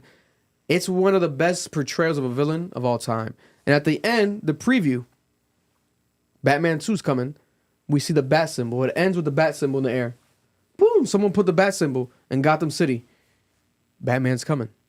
Because the whole show, he doesn't say Penguin. No one calls him the Penguin. No one mentions Batman. Yeah, it seems that they're building up all the characters. It's to build it up. Yeah. It's on purpose. It was great, bro. The shit was great. I fuck with it. Colin Farrell as the Penguin is one of the best, like, on-camera portrayals of a character from a comic book that we've ever seen. Colin Farrell is Irish. His accent's disappeared. The fat body suit, he fucking killed this shit. The shit was a masterpiece. Best show this year. Now, don't get me wrong. There's a lot of shows this year that are great. I think it's a great year for television if you're into them. I have a list of shows. I'll talk about it next week or in 2 weeks at the end of the year. But The Penguin, I watched the season finale. I've been dying to watch it. I had to wait. When you watch it with your girl, you gotta wait for your girl to watch it with you. And it was going back and forth. We finally watched it though. It was worth the wait. It was crazy. It was fucking crazy. And I think it's gonna get even crazier. If we get the Penguin in the movie, the Batman 2, and there's rumors of the Scarecrow, and it might be Theo Rossi. Rumor has it might be Theo Rossi. It might be, allegedly. How do I know? I don't know. It might be Theo Rossi, though. That's what I'm hearing. And Sofia Falcone, my God. That woman in the acting for Sofia Falcone, the shit was just good, bro. It was so good. It was really good. I wish it kept going. I hope we get multiple seasons, but we might not be able to because it has to be the Batman 2, etc. But I think that this exceeded their expectations. So we're going to see what happens going forward with the Penguin, but the shit was a masterpiece to me. Cenat has officially passed 500,000 subscribers on Twitch. He has, I think, 545,000, 550,000. His Twitch streams have been crazy. He had Snoop Dogg on last night. He did a hot boxing with Snoop Dogg. I've always said that the only time in my life when I'm going to smoke marijuana, like officially smoke, inhale, everything, full-on smoke, is going to be with Snoop Dogg on camera. It's going to be for content. It's going to happen soon. It's going to happen one day. I'm going to make sure it's going to happen. Snoop Dogg is going to see me and is going to smoke me out. No Diddy. We're going to make it make sense. Pause, bro. I want to smoke his blunt. Is that gay? Hey, yo. It's Snoop Dogg. He also has SZA on, and SZA revealed that she has an album coming before the year ends. Do I believe SZA? Hell no. That shit's not happening. She lies for fun. Yeah, it's not happening. I love SZA. That's not happening. But when it does drop, it's going to be flawless. We there. Because both her albums are flawless to me. SOS and Control, flawless albums. I'm sorry. But yeah, what's your guys' reaction to Cenat and his success? It's been crazy. Like 24 hours. And it's gotten to the point where he's like throwing up blood or like coughing up blood because he's not really sleeping. He's going fucking crazy. And he has a Thanksgiving audition stream, I think, in 2 days with Kevin Hart and Drewski. So they're back. They did a whole trailer for it. It looks like a movie, the trailer. It's mad dope. I think this guy's the greatest. I don't see anyone ever coming close to him. Because Aiden Ross can try to replicate everything he's done. I wouldn't want to see it. Me neither. XQC, I wouldn't want to see it. I wouldn't want to see nobody doing it other than Cenat. Because he's so natural with it. And it's like he's funny. And he's everyone loves him. He's the best. I think it's going to be the MrBeast effect. I think he has reached the pinnacle of it. Anything else that comes after will look worse. It's anything after will be an attempt to imitate, and we're gonna watch the decline of streaming after this. I think he is creating a pedestal in a bar that cannot be reached because there's just too much money, there's too much hype. It's a moment that can never be replicated. Yeah. And whatever comes after is gonna be an attempt to replicate that, and you're just gonna see a decline in content and quality. And it's going to gradually, either streaming is going to change after this or it's going to decline and we're going to move towards the next form of media. But nigga, the bar this nigga is setting with this budget and this shit, no one's going to be able to meet it. My God. Any other attempt is going to be terrible. Because how much is a sub a month? Nigga, like, I don't know. $6, I think. I'm not sub to anyone. I'm no, broke. I was. It used to be $6 back 2 years ago. It might be more now. Someone was telling me it's 15. So let's say $10. $10 times $10. How much is a sub? How much is a sub on Twitch, guys? $10 times 540,000 is $5.4 million. He's donating 20% of that to charity. Let's say he end up getting, let's say, he's probably gonna end up getting like 650. Let's say 650,000 subs times $10.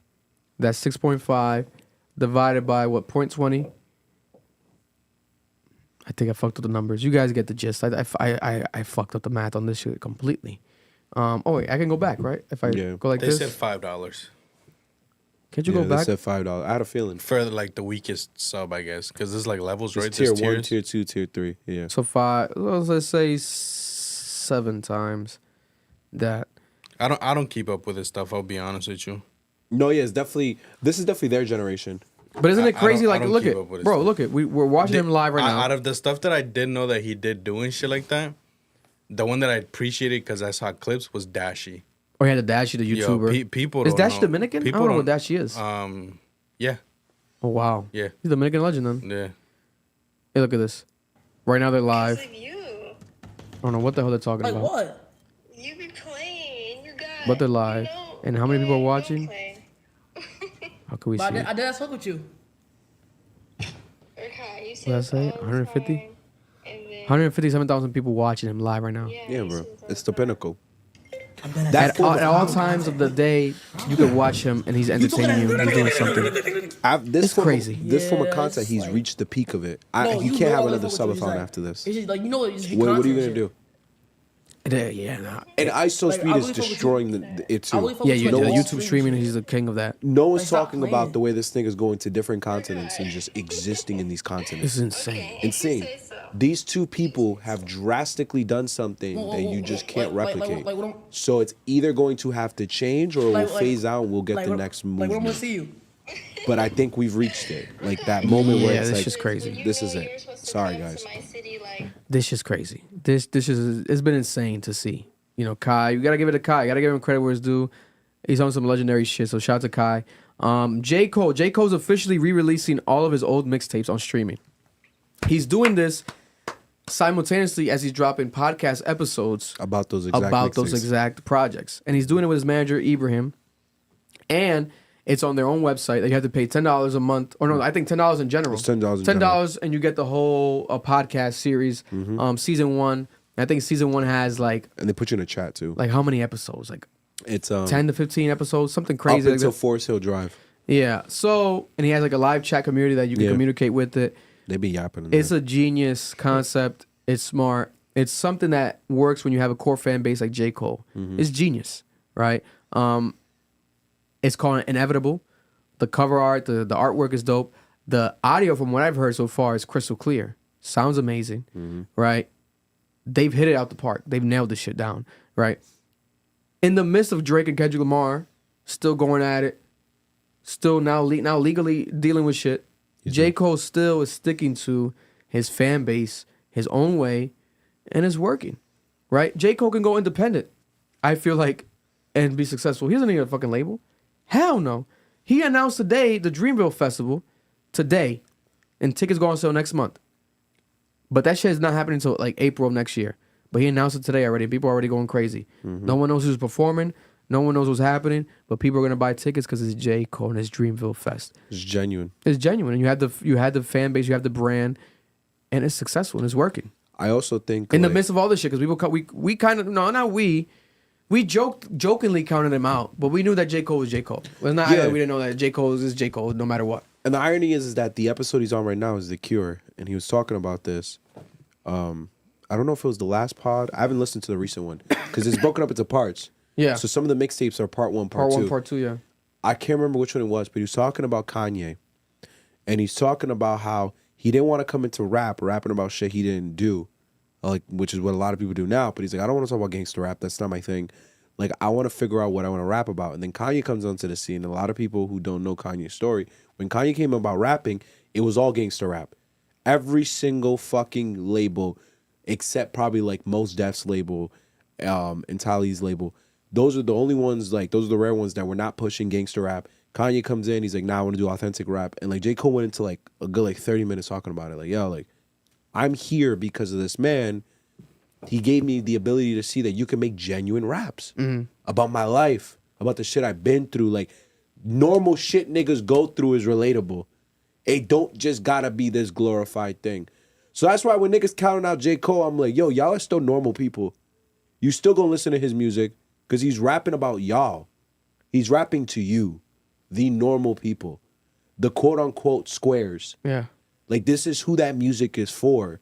It's for the people who live their everyday life. So the idea that J. Cole was gonna disappear was always a fucking lie, bro. Because there's always gonna be normal people who wanna listen to shit they can relate to. And I'm glad he's doing this, and I think the fall off comes at the end of this. I think this is the most strategical album drop rollout I've seen in a long time. Because think about it. His numbers keep going up because he keeps dropping mixtapes. People are going and listening to it. Thank you. It's putting him in the mainstream discussion. People are clipping the fuck out of that podcast and putting it everywhere. Mm-hmm. You are going to possibly see the fall off at the end of this. I fully believe it. I mean, it would be strategic, right? To kind of reminisce. You know, that only makes the best sense if you're reminiscing, doing all this shit. Is to lead up to that. That's what would make sense to me. You know, so I don't know. In the midst of all of it, too, would be crazy. It would be insane. It would be insane. You know, so I'm excited for J. Cole regardless. I'm gonna buy the $10. I'm gonna purchase it. I'm gonna pay the $10 It's eventually. worth it. I'm gonna do it. I gotta support him.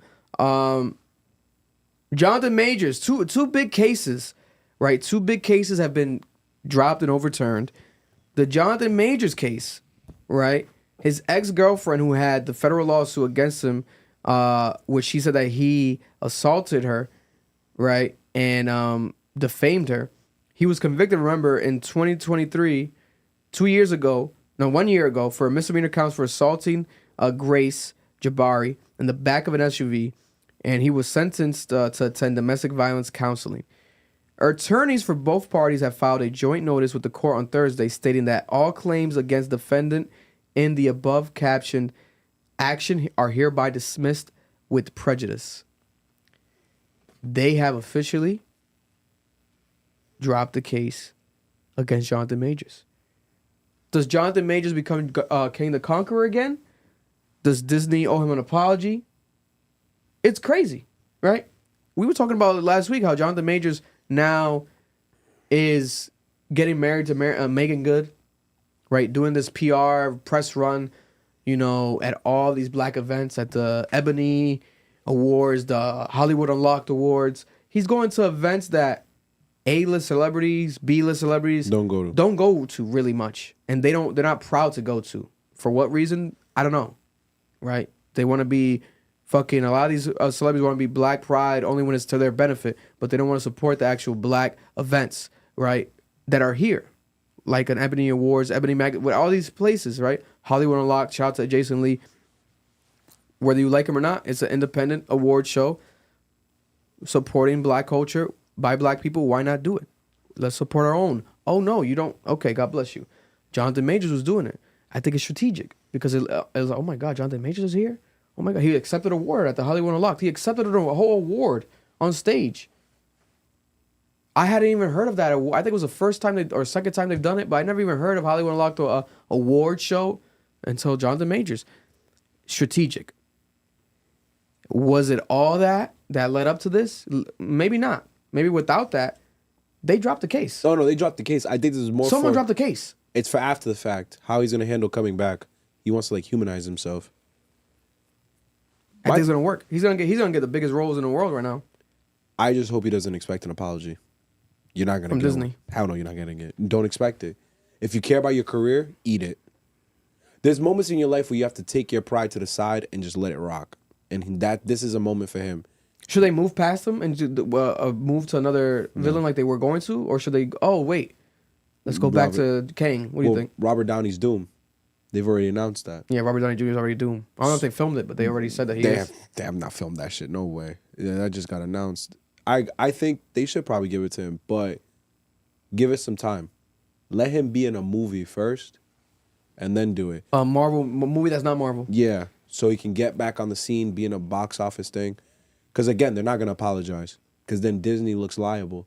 Wrongful termination is a very possible situation. I would love to see Robert Downey Jr. back acting in Marvel as Doom. That would be epic. But Kang, you know, it's weird how this shit plays out. your life can change in a blink of an eye with a case like this, and then your charges get dropped. Mm-hmm. That's life. It's crazy. But that's also where you have to put your pride to the side. Take your blessings for what they are and move forward. Don't expect anything from anyone. Yeah, Disney's not really in the apology business. I don't really see Disney passing out much, oh, I'm sorry. I don't see Disney doing that much.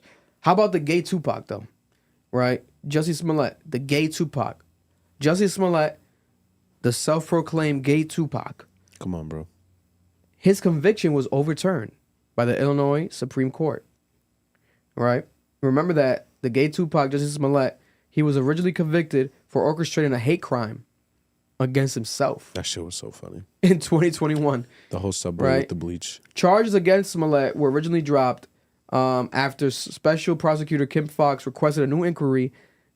The court decided Thursday that the special prosecutor's decision to retry Smollett on charges violated his rights. Since they violated his rights, the case was now, conviction was overturned. Do I still think that the gay Tupac did the shit he did? I think he did.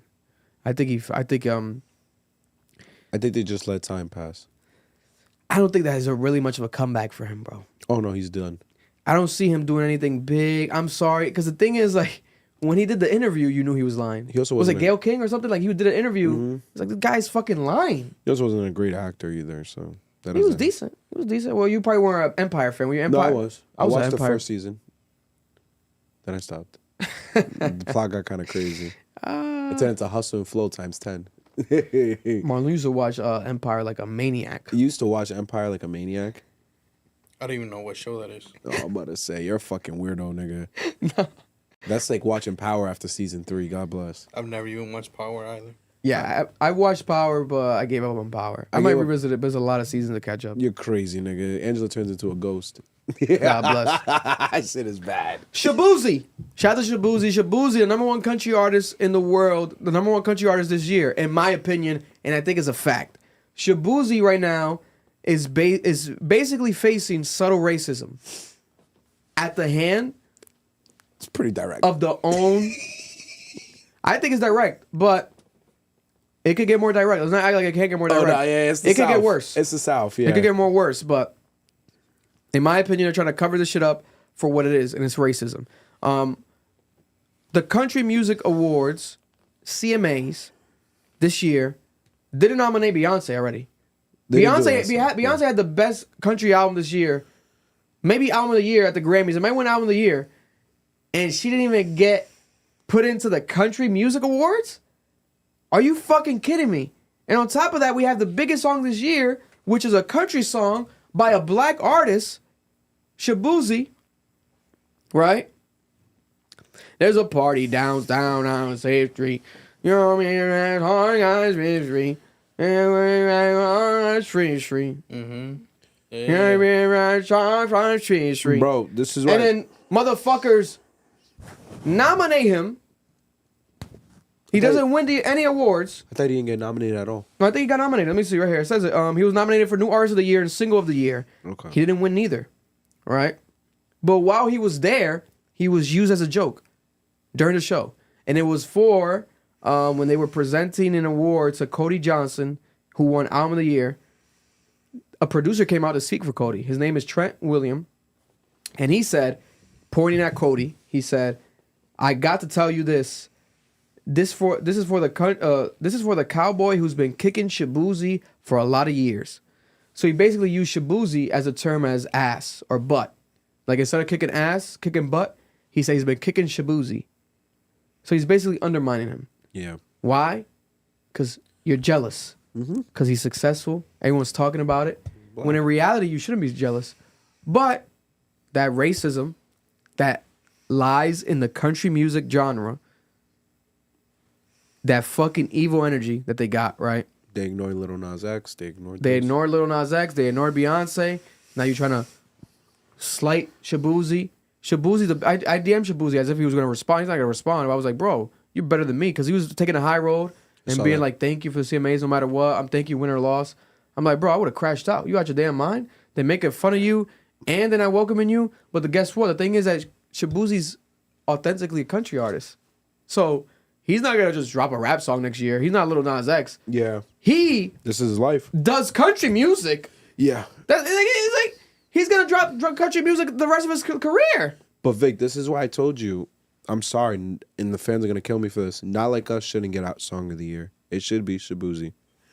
Because we need to set a statement to the music industry. Grammys. At the Grammys. I'm not mad at that. We need to send a message. Black music is not restricted to what you call urban rap.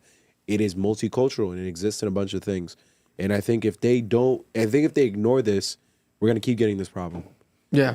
Where people feel like, oh, you'll just get acknowledged in the award show that you belong in. No, you're not, because it's racist. Yeah. So the Grammys has a responsibility now to do what's right. And what's right is Shaboozey's song was long lasting across the year. 19 weeks straight. Probably next week. Oh, maybe no. I think Kendrick might take him out. Yeah. Which I hope he doesn't, because then he'll beat Lil Nas' X record.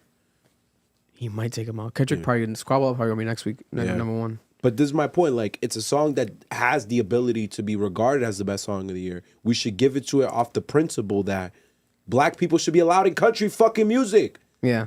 Like, yo, make the fucking statement. Fuck the AMC or whatever the fuck bullshit denied him. Fuck Shaboozey said in a post, "Ain't nobody kicking me," referring back to the joke. And he continued in another post. He said, "Couldn't have ever in my wildest dreams imagined being here. I'm grateful for all of it, win or lose. I'm blessed by something or someone that has a power beyond my understanding. I'm here today, hopefully, living in my purpose. And if my music makes even the tiniest positive impact in someone's life, I can die with a smile. Country music changed my life, and I'm forever grateful to it and for it." Beautiful words. Better man than me. I would have been kicking some ass in that bitch. I would have been going crazy. And this is a clip, let me play it, of Shaboozey. Not Shaboozey, of the joke that they made about Shaboozey, actually. Grammys, do what's right, please. Yeah, the Grammys hopefully makes up for the CMA bullshit.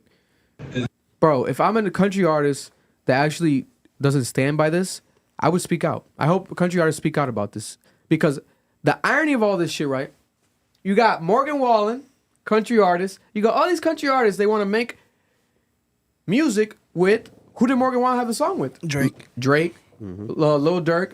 You want to make music with these Doesn't he have black fucking, artists. Post Malone's silence on this is interesting. With Moneybagg Yo, he might have Moneybagg Yo. He might have one with Moneybagg Yo. Yeah. You want to make country music with these black artists, these black rappers, Where's Posty at? but you don't want to give them awards. You don't want to. Instead, you guys want to make fun of them at your fucking event. It's ridiculous, and it's racism in our face, but they're trying to hide it. So it's coming off subtle when that shit really is happening in front of our eyes. Because if they're saying that shit in front of you to the public, imagine what the fuck is happening behind the scenes. It's disgusting. It's disgusting. Beyonce's taking the high road too. Shaboozey's taking the high road. They're better than me. I would have said fuck them all and drop more country music. Beyonce should drop another country album because the shit was amazing. We're not gonna act like if it was awful is one thing. If it's amazing, it's called jealousy. You got country artists on the fucking. We had, was it the legend? Was her name Dolly Parton? There's like legendary country artists on the Beyonce album. They didn't care about it. What is going on here? Said it wasn't real country music. Here's the tasteless joke. It takes. To speak up when you get the chance, or the was it the speaker or the Bluetooth? It takes an army of people to make a great record. But I got to tell you, this is for this cowboy who's been kicking Shaboozey for a lot of years. Y'all couldn't take it. Awkward ass joke. Get the fuck out of here. You're no damn comedian. Dumbass. Hate that shit, bro. And he said that shit. He probably had that shit planned. He was waiting all night to say that shit. That whack ass joke. Out your damn mind. Ronaldo and MrBeast have collaborated. They have a YouTube video. Let's look it up right now and see how many views they've gotten so far. That shit went super viral. At this point, that shit might be 40 million. I'm assuming. Let's see. On Ronaldo's channel. Because Cristiano Ronaldo, soccer player, famous as fuck, talented as fuck, has now created his own YouTube channel. Look at this. 42 million views. MrBeast. He meets MrBeast and speaks with him for 14 minutes. It has 42 million views in 4 days. They literally broke the internet. Right? This is after he says that he has a goal to beat MrBeast. He wants to pass MrBeast in subscribers. Currently, he has 69.4 subscribers. And if you look at MrBeast's subscribers, MrBeast has 332 subscribers. Told you. It's not happening. MrBeast doesn't think it could happen, but MrBeast did give him advice. And I liked MrBeast's advice. MrBeast basically told him that if you do like reactions to your actual games right after your games, like you talk about your highlights right after the games, that would go super viral. He's not wrong. He's like, if you do content with speed, messy, he's not wrong. He's not wrong. Guys, think about it. He had this fucking channel for a couple months. He has 70 million fucking subscribers. He's just doing bullshit. And he's doing bullshit. Farting in 8K. Ronaldo farts in 8K. Looks sexy. It's Ronaldo. If he does some content, some like longer form shit, instead of farting and bullshitting, blowing bubbles. Is he actually farting? No, he's not really farting, but he might as well be. Nigga, it'll be amazing, right? It could maybe, would it pass MrBeast? I don't know. No. He could get 200 mil. I don't think he's gonna pass MrBeast though. Get to I don't know. MrBeast takes You years. said you thought he did, or he would. I think he get 200 When we mil. first spoke about it, you said that he would. I was like, hell no. Now, if he dedicates to it, like if he just wants to do YouTube content only, he could do it. I think we're underestimating that. Like if he does it for 10 years plus, he could do it. It was definitely for mad years. The thing is that, yeah, for mad years it'd have to be. Because MrBeast's formula of translating shit is why he's here. Yeah. Can we It's also, popular in Japan. bro, remember, MrBeast has more than one channel. Oh, no, yeah. MrBeast A has Spanish channel, thousands of gaming channels. channel, French channel, Japanese channel, Bro. Crazy. reaction channel. Crazy. MrBeast is what Cenat is to streaming. It is a level you will never reach. Yeah, no. And it's all original content. Mm-hmm. It's crazy. Because they have an insane amount of writers. They go. If you go on their website, they hire writers. It's insane. It should be maybe illegal, but it's actually happening. MrBeast is the GOAT. We have to talk about Celtics with quick sports. Shout out to Underdog Fantasy. Use our promo code Ambition Underdog Fantasy. A quick 2 seconds on sports. There's not much really to discuss other than the Patriots suck again. The Patriots are fucking done. They keep sucking. Drake May's still God. The Chiefs and the Lions are unstoppable, right? Even though the Chiefs kind of suck at times, but they keep winning. Shout out to the Bills. I might have the Chiefs and the Lions at the Super Bowl. I do like the Vikings, though. The Vikings are pretty good. Celtics broke the Cavs winning streak. Yeah. Big win for the Celtics. That was huge. Yo, Chrysler 300 looked like a Phantom till a fucking Phantom pull up, right, bitch? Damn. The fuck yo, I'm fucking tired of these niggas, bro. Nah, because I almost crashed out. I'm not going to crash out today. Technically a Bentley, but... Yo, I don't give a fuck, nigga. I don't give a fuck. That's true. You think a nigga number one till a real ass nigga pull up, bro? Who actually number one? Niggas talking about the Cavs look legit. The Cavs look like they're gonna do it. No, you a bunch of bitch ass niggas. Your fucking best player is called a spider. Have some fucking shame, you bitch ass niggas. Fuck them niggas, bro. Nah, I'm tired of this shit, bro. Yo, there's two chats. What are they saying? Yeah. Bev coming at my neck for supposedly not reading. Listen, I'm falling asleep. I'm not gonna lie to you. Thank you for the 5. Was disappointed in Marloon after the reaction when he said Whacked Out Murals was the only song sending shots to Drake. Shake my head, there was more shots. All in the album to Drake. It is what it is. Yeah, man. It's hard to catch right away. Yeah. Jamari Hawkins with a $10 donation. Graham Cracker, now that's a double entendre. Graham Cracker. That's hilarious. Aubrey Graham, Cracker Aubrey White. Graham, Cracker White. That's funny. I'll give you that one, buddy. But yeah, man. Celtics break the Cavs winning streak. Horny. Chiefs, Lions, unstoppable. Sports is sporting. What else is new? What else is new? You know, basketball's been kind of weird though this year. I don't know. I'm not a huge fan of the NBA Cup, to be honest. I'm not a big fan of that shit. I don't really give a fuck. I'm not really a big fan of it. But that shit don't move me. International sports, they do this shit all the time. Soccer does that shit all the time. Soccer has like mad leagues within a league, cups within a cups, tournaments within tournaments. So with the basketball NBA, what they're doing is some shit that they've done in Europe. They do it all over the world.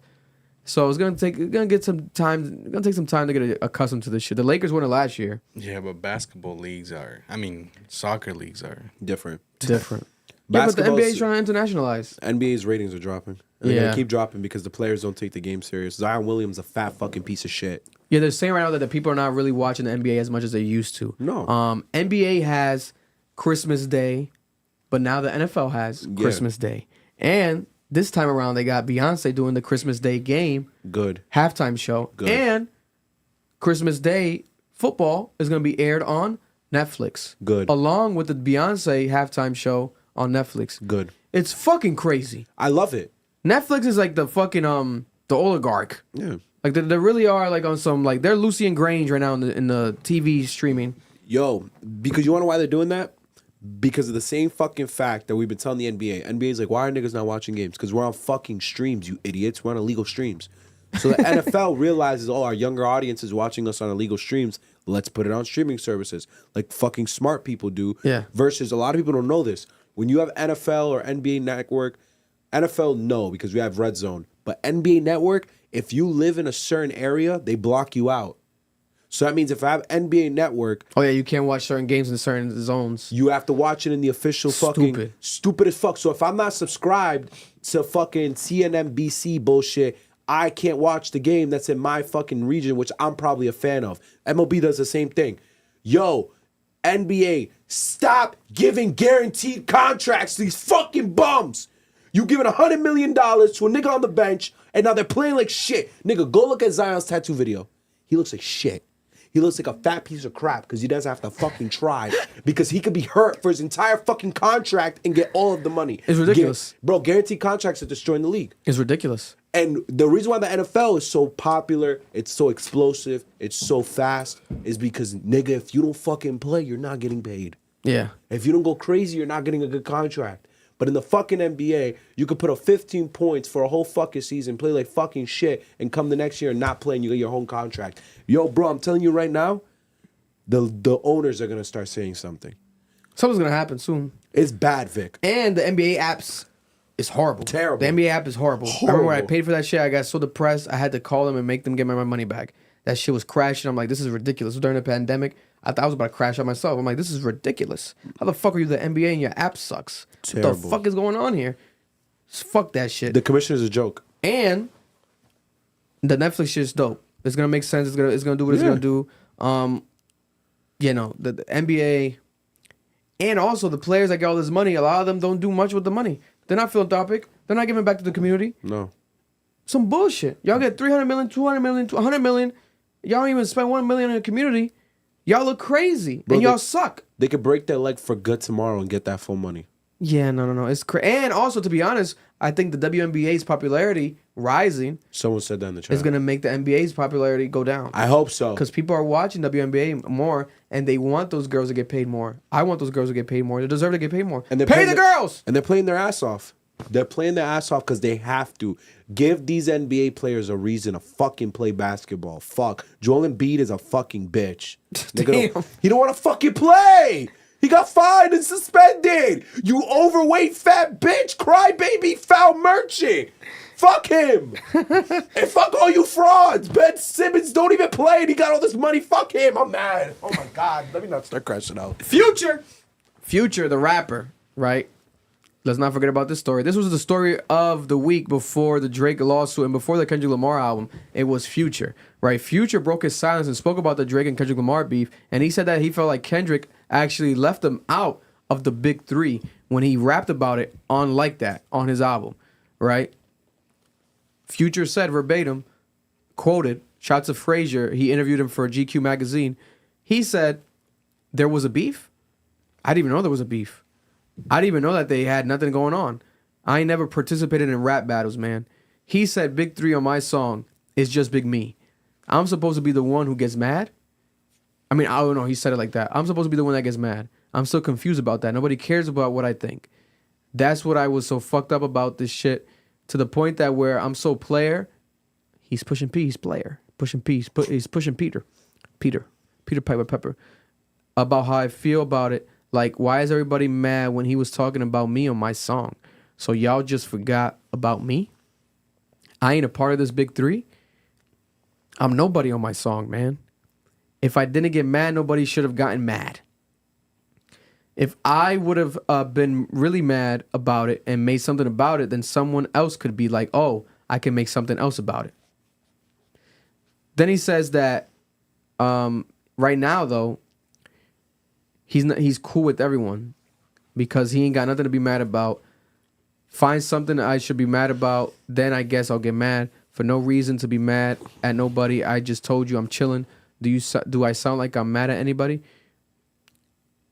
This is one of the weirdest interviews I've read in my life because it's confusing as fuck. And it's a bunch of lies. Is he lying? Is he just gaslighting? Is he just joking? It seems like he fucking is. Because if you didn't want to participate in this beef, then why would you let Kendrick Lamar rap like that on your album? A$AP Rocky. You drop it, and then you drop an album basically dedicated to dissing Drake. Even though Metro Boomin's denying it, you know, they're backtracking some of it right now.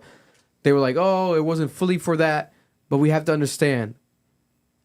Underlying Energy is a Drake diss album. The second one as well. Weeknd is on it talking shit. Kendrick. And then the next album, A$AP's on it talking shit. What the fuck are you talking about? And you strategically dropped the second album right after Drake.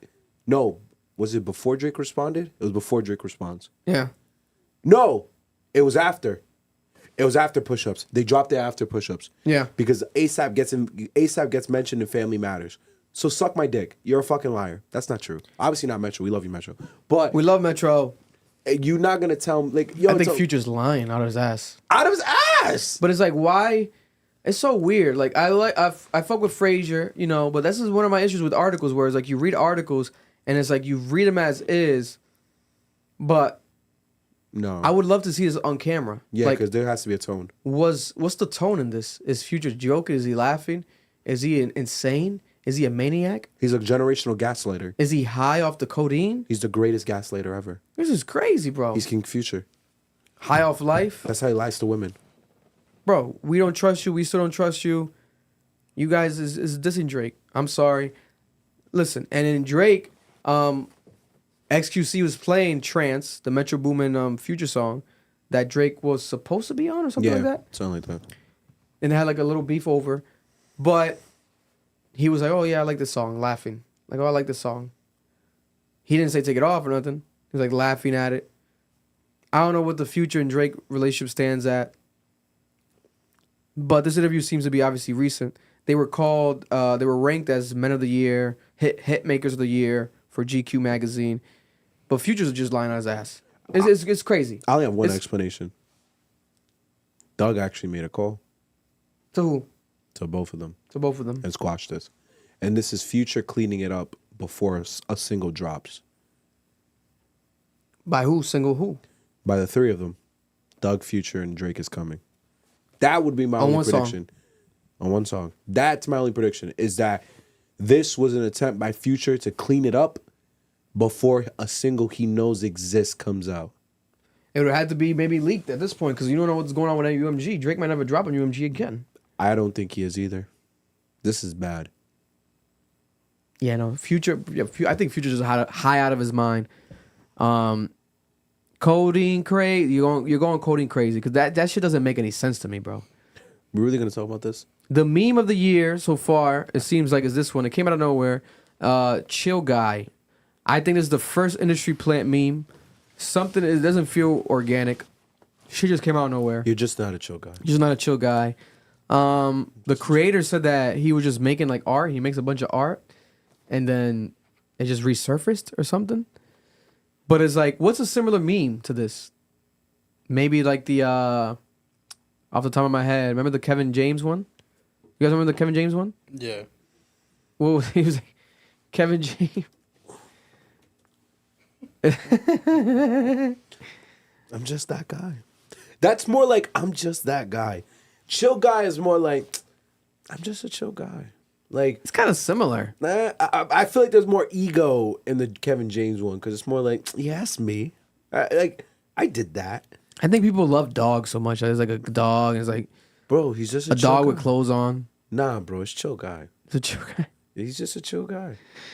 Yo, it's crazy how this type of things you just pick up on the internet and just become like a fucking like tornado. I ate her butt because I'm just a chill guy. Oh damn. We had sex in the parking lot because I'm just a chill guy. I eat Chinese food on a Wednesday because I'm just a chill guy. It says, what does it say? The T-Pain meme. It says, when you rhyme mansion with Wisconsin and get away with it. Because he's just a chill guy. Nah, this is crazy. I've seen the chill guy memes everywhere though.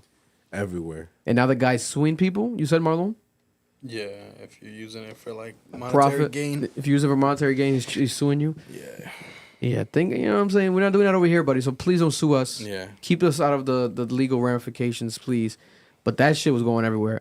Diddy right now is sending. It seems like Diddy's legal team is sending private investigators everywhere where media influencers live. Specifically, media influencers are speaking negatively about Diddy and alleging him to be tied to any celebrities. I think they're talking about the tapes, probably. There's investigators that are literally showing up to houses all over California. Influencers have called him out. They've literally interviewed them outside, caught them in awkward exchanges, walking into their house or walking into their actual property, onto their property. Let me show an example right here of this one that went viral. This is crazy because... So you guys are private investigators who have come to my private home asking about influencers? This is very uncomfortable, you guys. I don't know why. I'll explain. No, you're at my home. Okay, so you don't want to talk to us then? Have I broken some law?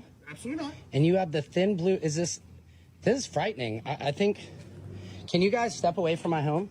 No, we're in a public street, so the answer is no. But I'm really not trying to give you a hard time. Why are you here? What do you mean? You're showing up at my house. We're very nice and respectful, and we will be. I just have two quick questions for you, and if you want to be interested in it, great. If not, I'll have a nice day. We're not... What is this? This is odd. So... You have to admit this is very weird. It always is, and people always ask us the same question. I'm happy to explain it to you. So What? Very simply, we were just hired to speak to a few people that do, have a lot of followers, stuff like that, on different platforms. What, is this about the Diddy stuff I report on? Somewhat, yes. Wow. Not necessarily Diddy stuff, but, people are involved in just stuff like that. So basically, a very simple question is are you paid to influence that's stories like that in any direction? No, not at all. That's all we wanted to know. Because if the company is, they're looking into people who are... Are you guys going to pay me for this visit? So they're trying to see if people are being paid to talk about Diddy and tying him to celebrities. This could be Diddy legally sending people, his legal team doing it for him while he's in jail.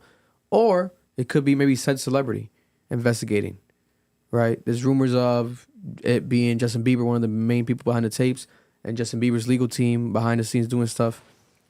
That makes sense. But for them to do this, it makes it hotter. It makes it hotter, but it makes me wonder, who's behind this? In the sense of, you don't just do this for any reason, Vic. You must have heard something. Or you have some type of evidence that's not enough, so you're getting more. Yeah. That indicates someone is out to get either Diddy or you. I've been looking everywhere ever since I saw this online. I'm not gonna lie to you. I've been looking over my shoulders, looking everywhere, because shit. I've been called. I did a whole interview to London about Diddy. I'm like, damn, these niggas are. But that seems like it'd be maybe a California thing. I don't think they're gonna come all the way to Rhode Island. You never fucking know. You never fucking know. The people they targeting might be them thinking this person might be linked to this company. My thing is if that's the case, who does Diddy have beef with? Man, I think they gotta just stop this shit. They gotta stop where they're at. They're not gonna get what they think they're gonna get. You're gonna be caught by influencers. They're gonna make you viral. You're gonna look crazy like this. It's pathetic. But is it far past to believe that Diddy doesn't have enemies who would pay for his story to be worse? I mean, maybe. I can see that. That doesn't mean what he's doing isn't true. I never want anyone to believe that. But if you know this man's about to go into a court of public opinion, because that is what a court of law is a lot of times. You want to muddy the waters more. Yeah. It's arguable. But that's scary. I'll tell you this much. Going about it this way, it's crazy. And have your private investigators kind of look more like private investigators. Niggas look like off-duty cops. They look like they just came out of Planet Fitness. And they're just walking around LA. Yo, you look like an off-duty cop? Off-duty cop, bro. Because this nigga just came out of Planet Fitness. Oh, you just go to Planet Fitness, right? Yeah, he goes to Planet Fitness. That's crazy, man. These guys are cooked, bro. They're done. And people are going to recognize them now because they have them online. So anywhere they find them. But I'm going to keep looking over my shoulder because you never fucking know. Jay Leno, famous millionaire Jay Leno, former late night show host, comedian. He does stand-up comedy still. Jay Leno revealed that half of his face is bruised and black and blue, and his eye is swollen shut on the left side, after he said that he allegedly fell down a 60-foot hill in Pennsylvania. And he's still out doing shows, right? But people are saying that this is not that. Jay Leno allegedly has had gambling vices in the past. He's addicted to buying cars. He has a crazy car collection. And some people are saying that this is him owing money to someone famous, like the mob or something, and he got beat up, right? I'll show you guys the way he looks, because he looks crazy. My nigga, when have you fallen and half of your face is bruised? Nigga fell on one side of the mountain? Yeah. Bro, when you're old, bro. Nah, Mar, But look at this, though. It looks like only half of his face fell. Look at that. From 60 feet, he's claiming. At a Hilton. What is someone That who's is pretty crazy. arguably half a billionaire doing at a fucking Hilton? What do you mean? He be out here all the time. Mar. I've met him before. At a hotel that's probably $200 a night. No, I met him at Car Meets. Yeah, but you stayed at a hotel that's $200 a night if you're worth $500 million? Bro, I've never been at a Hilton for $200 a night. It's even cheaper, huh? No, it's more expensive.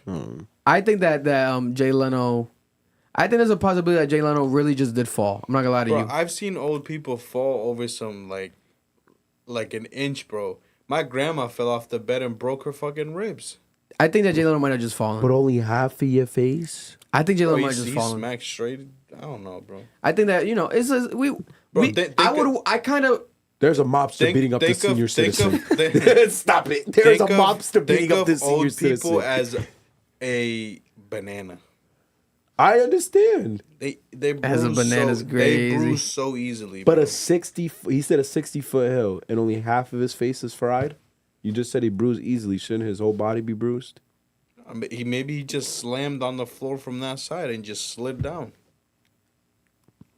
I think there's someone beating up this senior citizen. My God, I hope and not. extorting his money. If there is, then there'll probably be a lawsuit pretty soon. But unless if it's the mob or the cartel or some shit, that's what the only case is. But I don't think so. No, bro, people are making this shit like it's damn near. They're making it trying to be believable. I've seen so many people believe it. I'm like, damn it, bro. I don't think so. I believe that. The mob wouldn't beat your ass just one side. No, they broke his hand too. Well, his hand's broken. I mean, they won't Just beat you up one fully side. either if you want to keep you operational. And he's doing comedy shows. Break one arm, everywhere. not both. Yeah, forcing it. But I don't think so. I don't think it happened. Yeah, Trump, right? This week's update with Trump. So Trump has a situation where he's wanted this to happen and it's happening. We have Donald Trump now. He's the president, the next president of the United States again. And a judge has now agreed to dismiss the 2020 election interference case, right? Which culminated in the U.S. attack, Capitol attack, the January 6th case. Has been dropped. Now it's been dismissed. The U.S. District Judge Tanya has granted Smith's special counsel Jack Smith's motion to dismiss the January 6th indictment. Right. This comes a week after Trump had another situation that's been indefinitely delayed. The other case that he had, I think, was it in New York? I think the New York case that he had last week. He's the president. Therefore, you're going to get situations where you get the right to exercise your power. This guy wanted this to happen. But some can say that's why a lot of people who don't like Trump obviously wanted him to go to jail. Because if he was going to go to jail, like officially, technically, could he have even ran? Is there a case where he couldn't have even ran if he was behind bars? Yeah, no. So once you're a convicted felon, you can't run for office. But there was a correction that I made before we got here. There was a Supreme Court case, President Trump, Donald Trump versus the United States.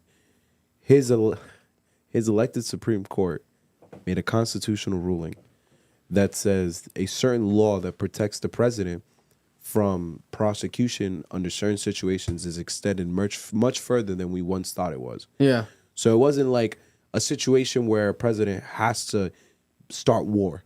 Yeah. Like on some like, oh, Congress needs to do this, and as the general of the army, I killed a bunch of people. You can't convict the president for war crimes. That doesn't exist in the U.S. It's now been extended to all presidential action. Wow. So that's what the Supreme Court ruled on, and they've expanded it to encompass all of that. That's probably why he did want to become president, to ensure that happens and to have that protection. And like you said, if he did get convicted, no, you can't be president. You're in jail. Yeah, man. Trump is on some. You're gonna see a power trip pretty soon if you haven't already behind the scenes.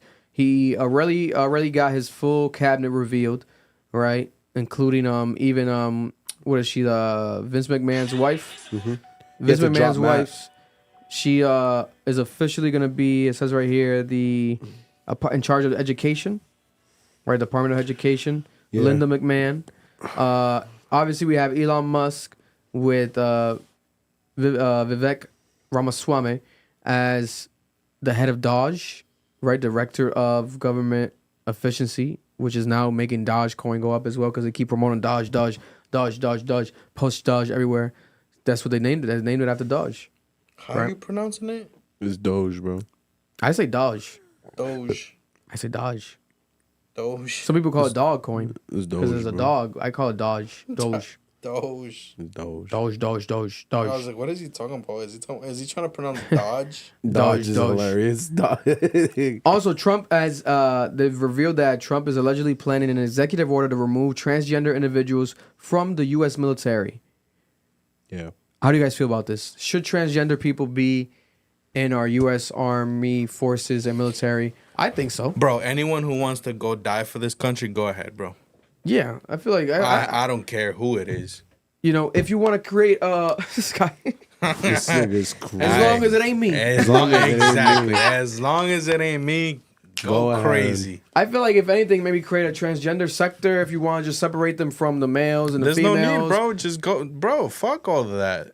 I genuinely bro, don't fuck. Bro, out there, bro, they're all the same. No, but I know that. But what I'm saying is that at least Yo, if you're gonna do don't some care that you're change, transgender. do something like Facts, that. bro. Like, why would you eliminate them? The RPG. Take them out the military. It's crazy. No, I let agree them- with you. no, let It's them- stupid. Bro, let them be in there. And how many are there actually? Like 10? Yeah, There might not even be that many. Like, what the fuck are we talking about? Like, if it was gay soldiers, okay, we have a problem. Because there's probably a lot of gay soldiers. But Let them go transgender too. soldiers, What's wrong with that? Let them go to fight. Yes. Oh yeah, 100%. But what he's saying is, if Trump were to say like, let's make an executive order to remove all the gays from the military, it'll be a lot of military. It'll be way more troops. Let all of them go. Let them go there. Yeah, I promise you. Let them all become troops. Yeah. I Go promise you, crazy. Syrian RPG's not gonna say ew gay. Yeah, right. Avoid Yeah, that. it's not saying that shit, bro. Fucking me with that missile. That shit gonna blow you up, bro. GG's. Yeah, no. And it's like also you're removing troops, like because they're transgender only. Do they still keep their benefits? Are they still getting the GI Bill? Like, what's happening? I hope he doesn't go through with that, bro. If he goes through with that, though, that's what gives like that people who want to believe in the Project 2025 more credence because of that type of energy. Because you're doing executive orders like that. Yeah. Well, half his cabinet wrote it, so like a lot of the authors are in the cabinet. I'm so surprised people didn't know he was honest. Like he was lying about that. Project 2025 is like very old Republican thinking of like small government, tax cuts on the rich. They've always wanted that. That's an old Republican philosophy. I hope and pray that he doesn't fulfill the Project 2025. But the transgender situation just feels like just an ego move. Like, what you're trying to prove a point. If that's just one thing you're trying to do, imagine what else he wants to do.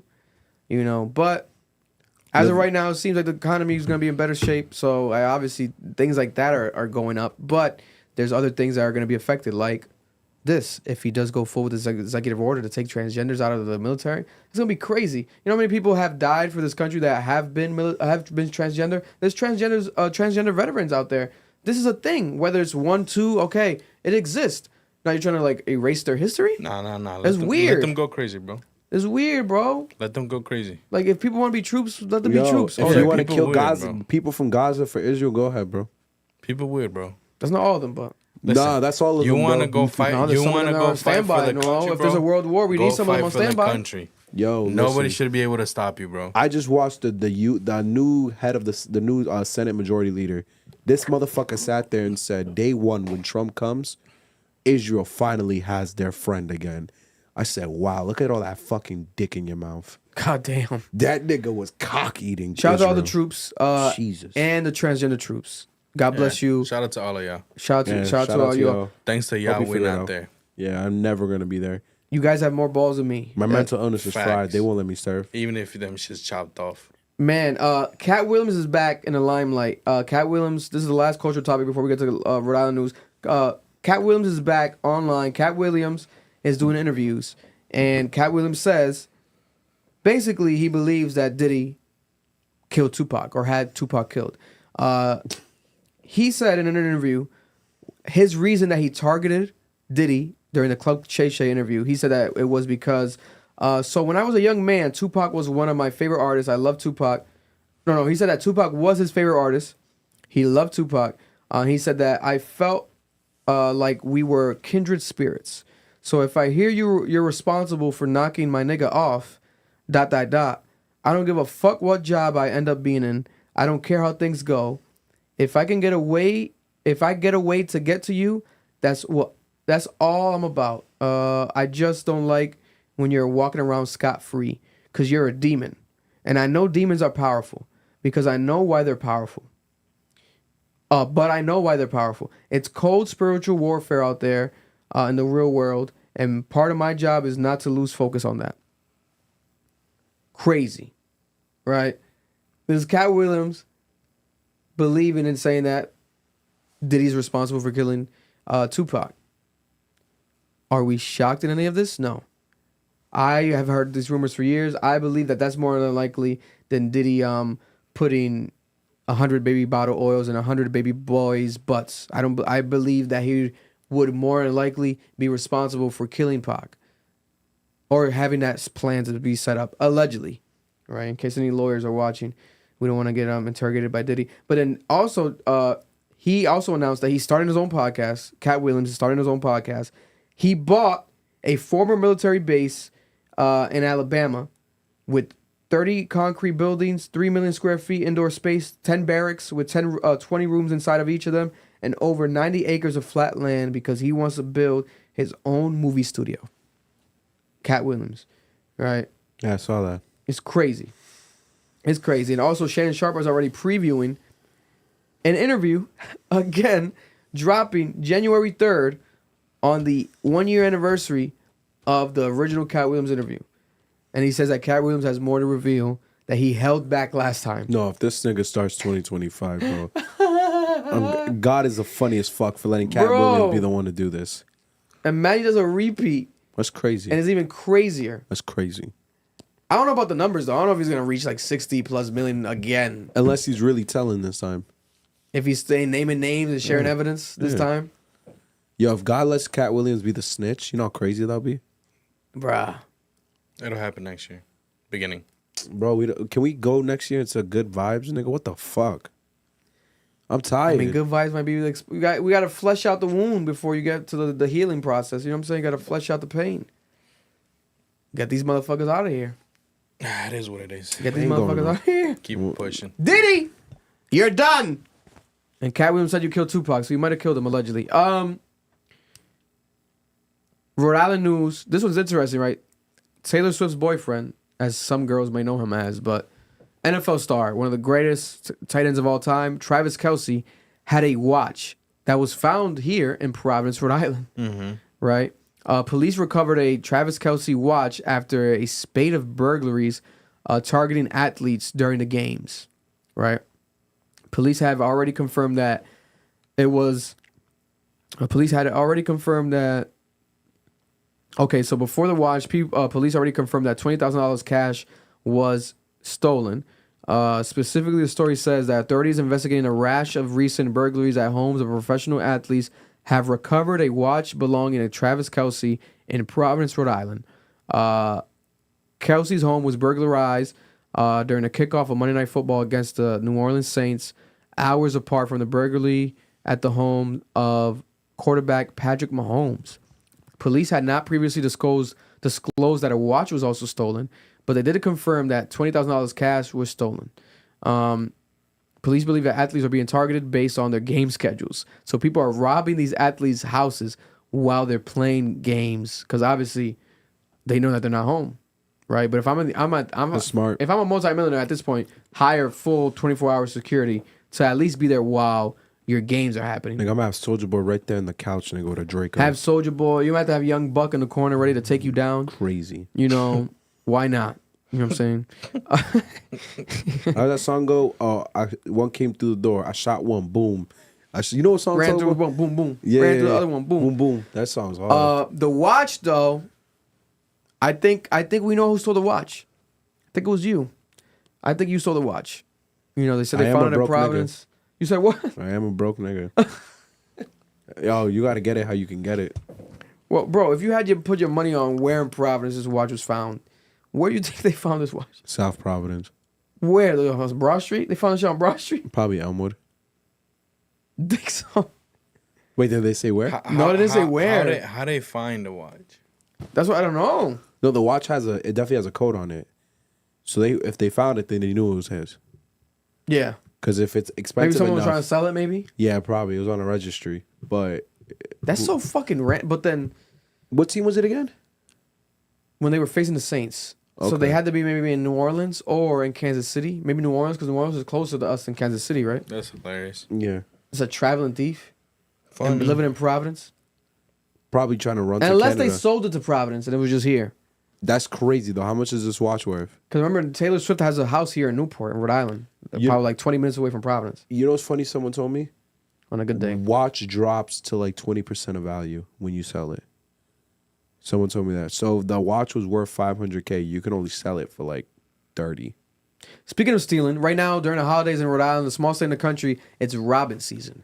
People are robbing again. Every time of the year, the robbing randomly goes up in Rhode Island, in Providence. This year's nothing different. Last week we had 2 robberies that went viral. It was at a gas station. It was like 3 guys pulled up with like black hoodies and they robbed the gas station pumper, my guy Mexico. Used to be Getty BP on Broad Street. They just went up to him and stole the cash that he had there because he has change that he gives to the customers. Are you serious? They stole his money, yep.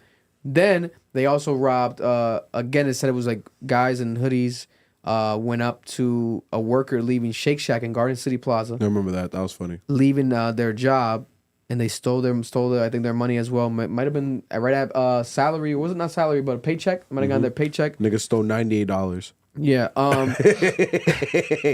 And police are investigating 2 more robberies in Providence that happened.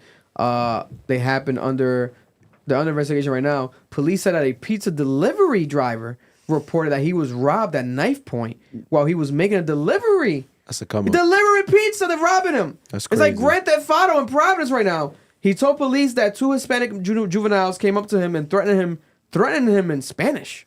They're threatening people in Spanish with a knife, demanding the pizzas. They took off foot. So hungry, niggas. Wait a minute. The money? People are stealing food. They didn't steal the money? Doesn't say money. It stole food. Yo, Marlon, put the camera on me real quick. Yo, I'm gonna let y'all niggas know something about me, bro. If you niggas try to steal from me, I'm the type. I got mad guns and knives, but I ain't gonna kill you. I'm gonna like get you in the leg so that I can fart in your face like this. I'm gonna go. Damn. I farted. It's about to smell in a second. Oh no. We gotta hurry up. Hurry up. Hurry up. And also there was another robbery at another gas station on Broadway Saturday morning. Oh no. The police said that the clerk at the gas station reported that they were robbed at gunpoint. By Spanish niggas too? It doesn't say who. This is in Providence. This is insane. They're robbing people at gunpoint, whether it's at a gas station, inside a gas station, outside a gas station, whether you're delivering pizza, whether you're leaving your job. With your $98.70. What the fuck is happening? People are that broke, down bad, where they're robbing you. They're literally robbing people because they're down bad. It's holiday season. They need money for their gifts. You know what I'm saying? They're not going to give the pizza, bro. Yo, they're not getting shit from me. Yeah. I'm broke. Yeah, but listen, out there, I'd rather you commit a different sin than rob people. Because if you're robbing people, I'd rather you become like a corn star, you know what I'm saying, get an OF account. Or rob a store. Sell feet pics, you know what I'm saying? Because once you start robbing stores, you're putting your life in jeopardy, you're putting someone else's life in jeopardy because... Robbing a store? What store? What do you mean? Rob a Walmart. Just go through the self-checkout and don't check out the TV. Check out a lemon. Oh yeah, that's different though. That's shoplifting. You shoplift. You can't do that. But they're talking about robbing, No, I know. money. Yeah, no, like you're a right. That's clerk. evil. But that's what I'm saying. Go and shoplift. Go be a Because you could shoot booster. someone, or they could shoot you. Yeah, have higher like wants. Because these might be fake guns. We don't know if there's real guns yet. If a nigga pulls a gun on you, what you gonna do? On me? Yeah. I'm gonna get butt ass naked and threaten to grape him. That's what I'm gonna do. Swear to God, bro. Hurry up, bro. Both of y'all. People are running away from anyone. I with think with that far is affecting naked. you right now. Yo, this nigga's gonna take his meat out. Yo, you know how crazy it is? He's gonna be registered SO. Yes, bro, because you know how crazy it is for a nigga to roll up on you with a gun and the first thing you do is start taking off your shirt like this. You're like, I got you, bro. They're gonna run away. They're confused. I'll tell you this, bro. They ain't getting shit from me. I don't carry their own cash. My credit cards are maxed out. And my phone freezes. Yeah,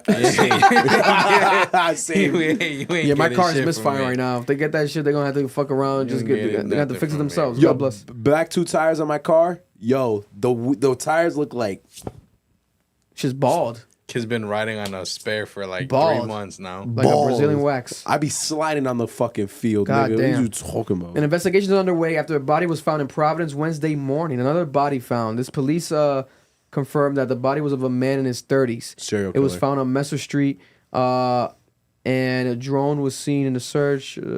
Police were searching in a playground area, etc. There might be like 10 bodies that were found this year that were men in their 30s, from their 30s to 40s and 50s in Rhode Island. Only thing is this one doesn't. There might be 20. Might be about 10, right? This one wasn't found next to water though. Yeah, but still, was bodies being found.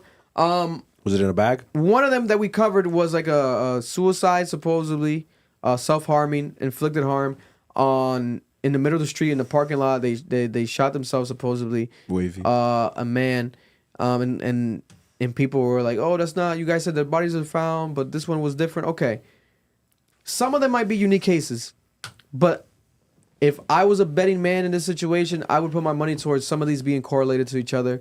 Serial killer. And there's something maybe happening behind the scenes that no one's talking about, because there's a lot of random bodies. It's too consistent. We're a small state in the country. This doesn't really happen like that. This is weird. This is getting weird now. And they're all men. It's not like they're killing a bunch of... It's all men. Yo, what if a serial killer pulled up on you? What are you gonna do? I wouldn't be here right now. I'd be serial killed. You're not gonna take your cock out? I would.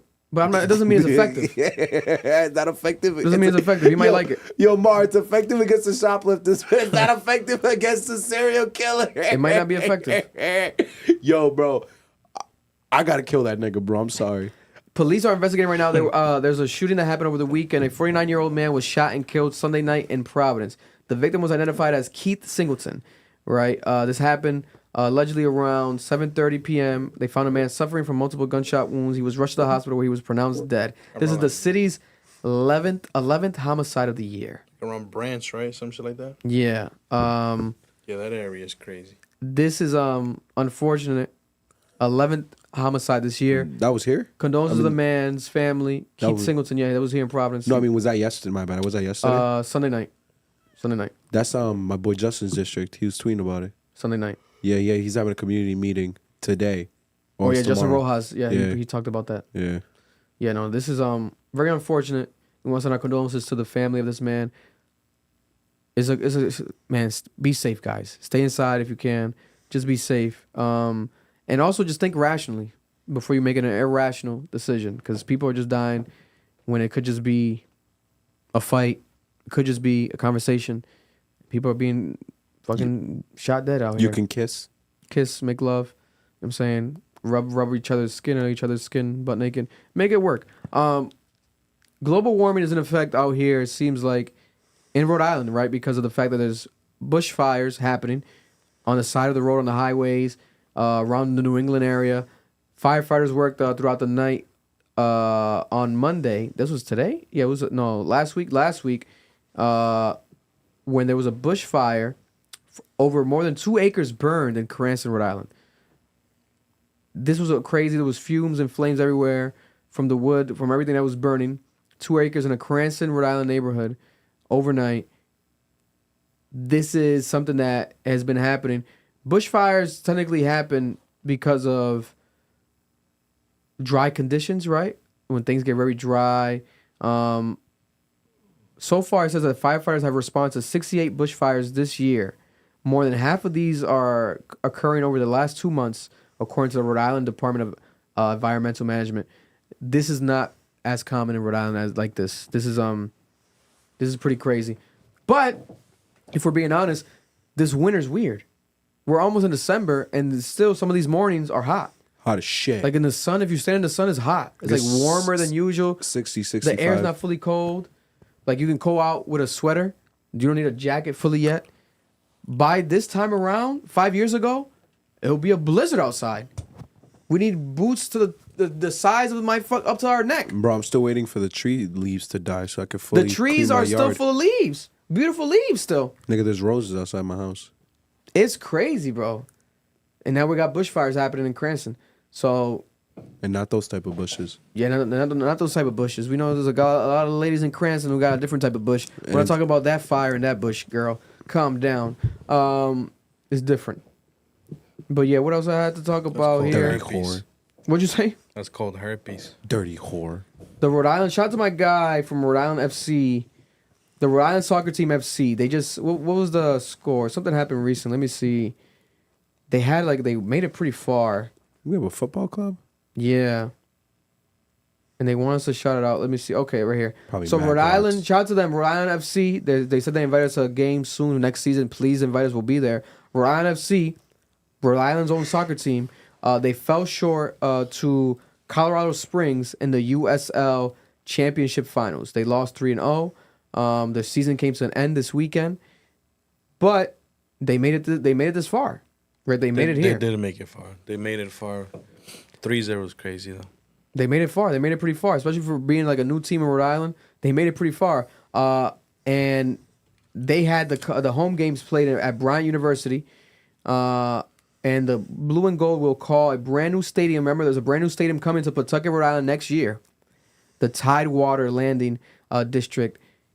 The Tidewater, the building in Pawtucket is going to happen next year. How many Guats are on the team? How many Guatemalans are on the team? I have no idea. There's a pretty mixed, though.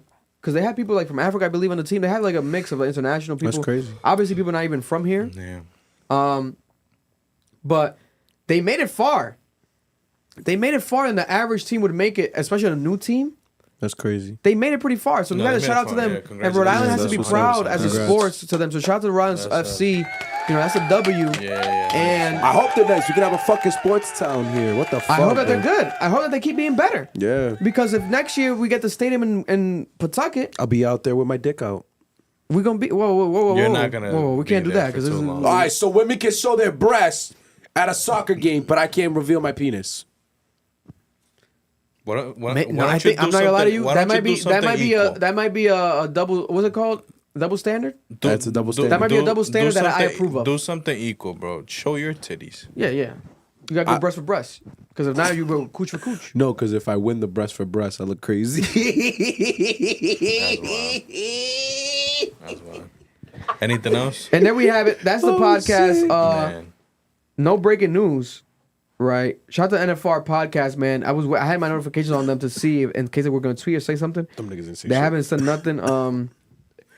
It's silent. But maybe more is going to be revealed. This has been a crazy day, a crazy amount of actual news happening. Yeah.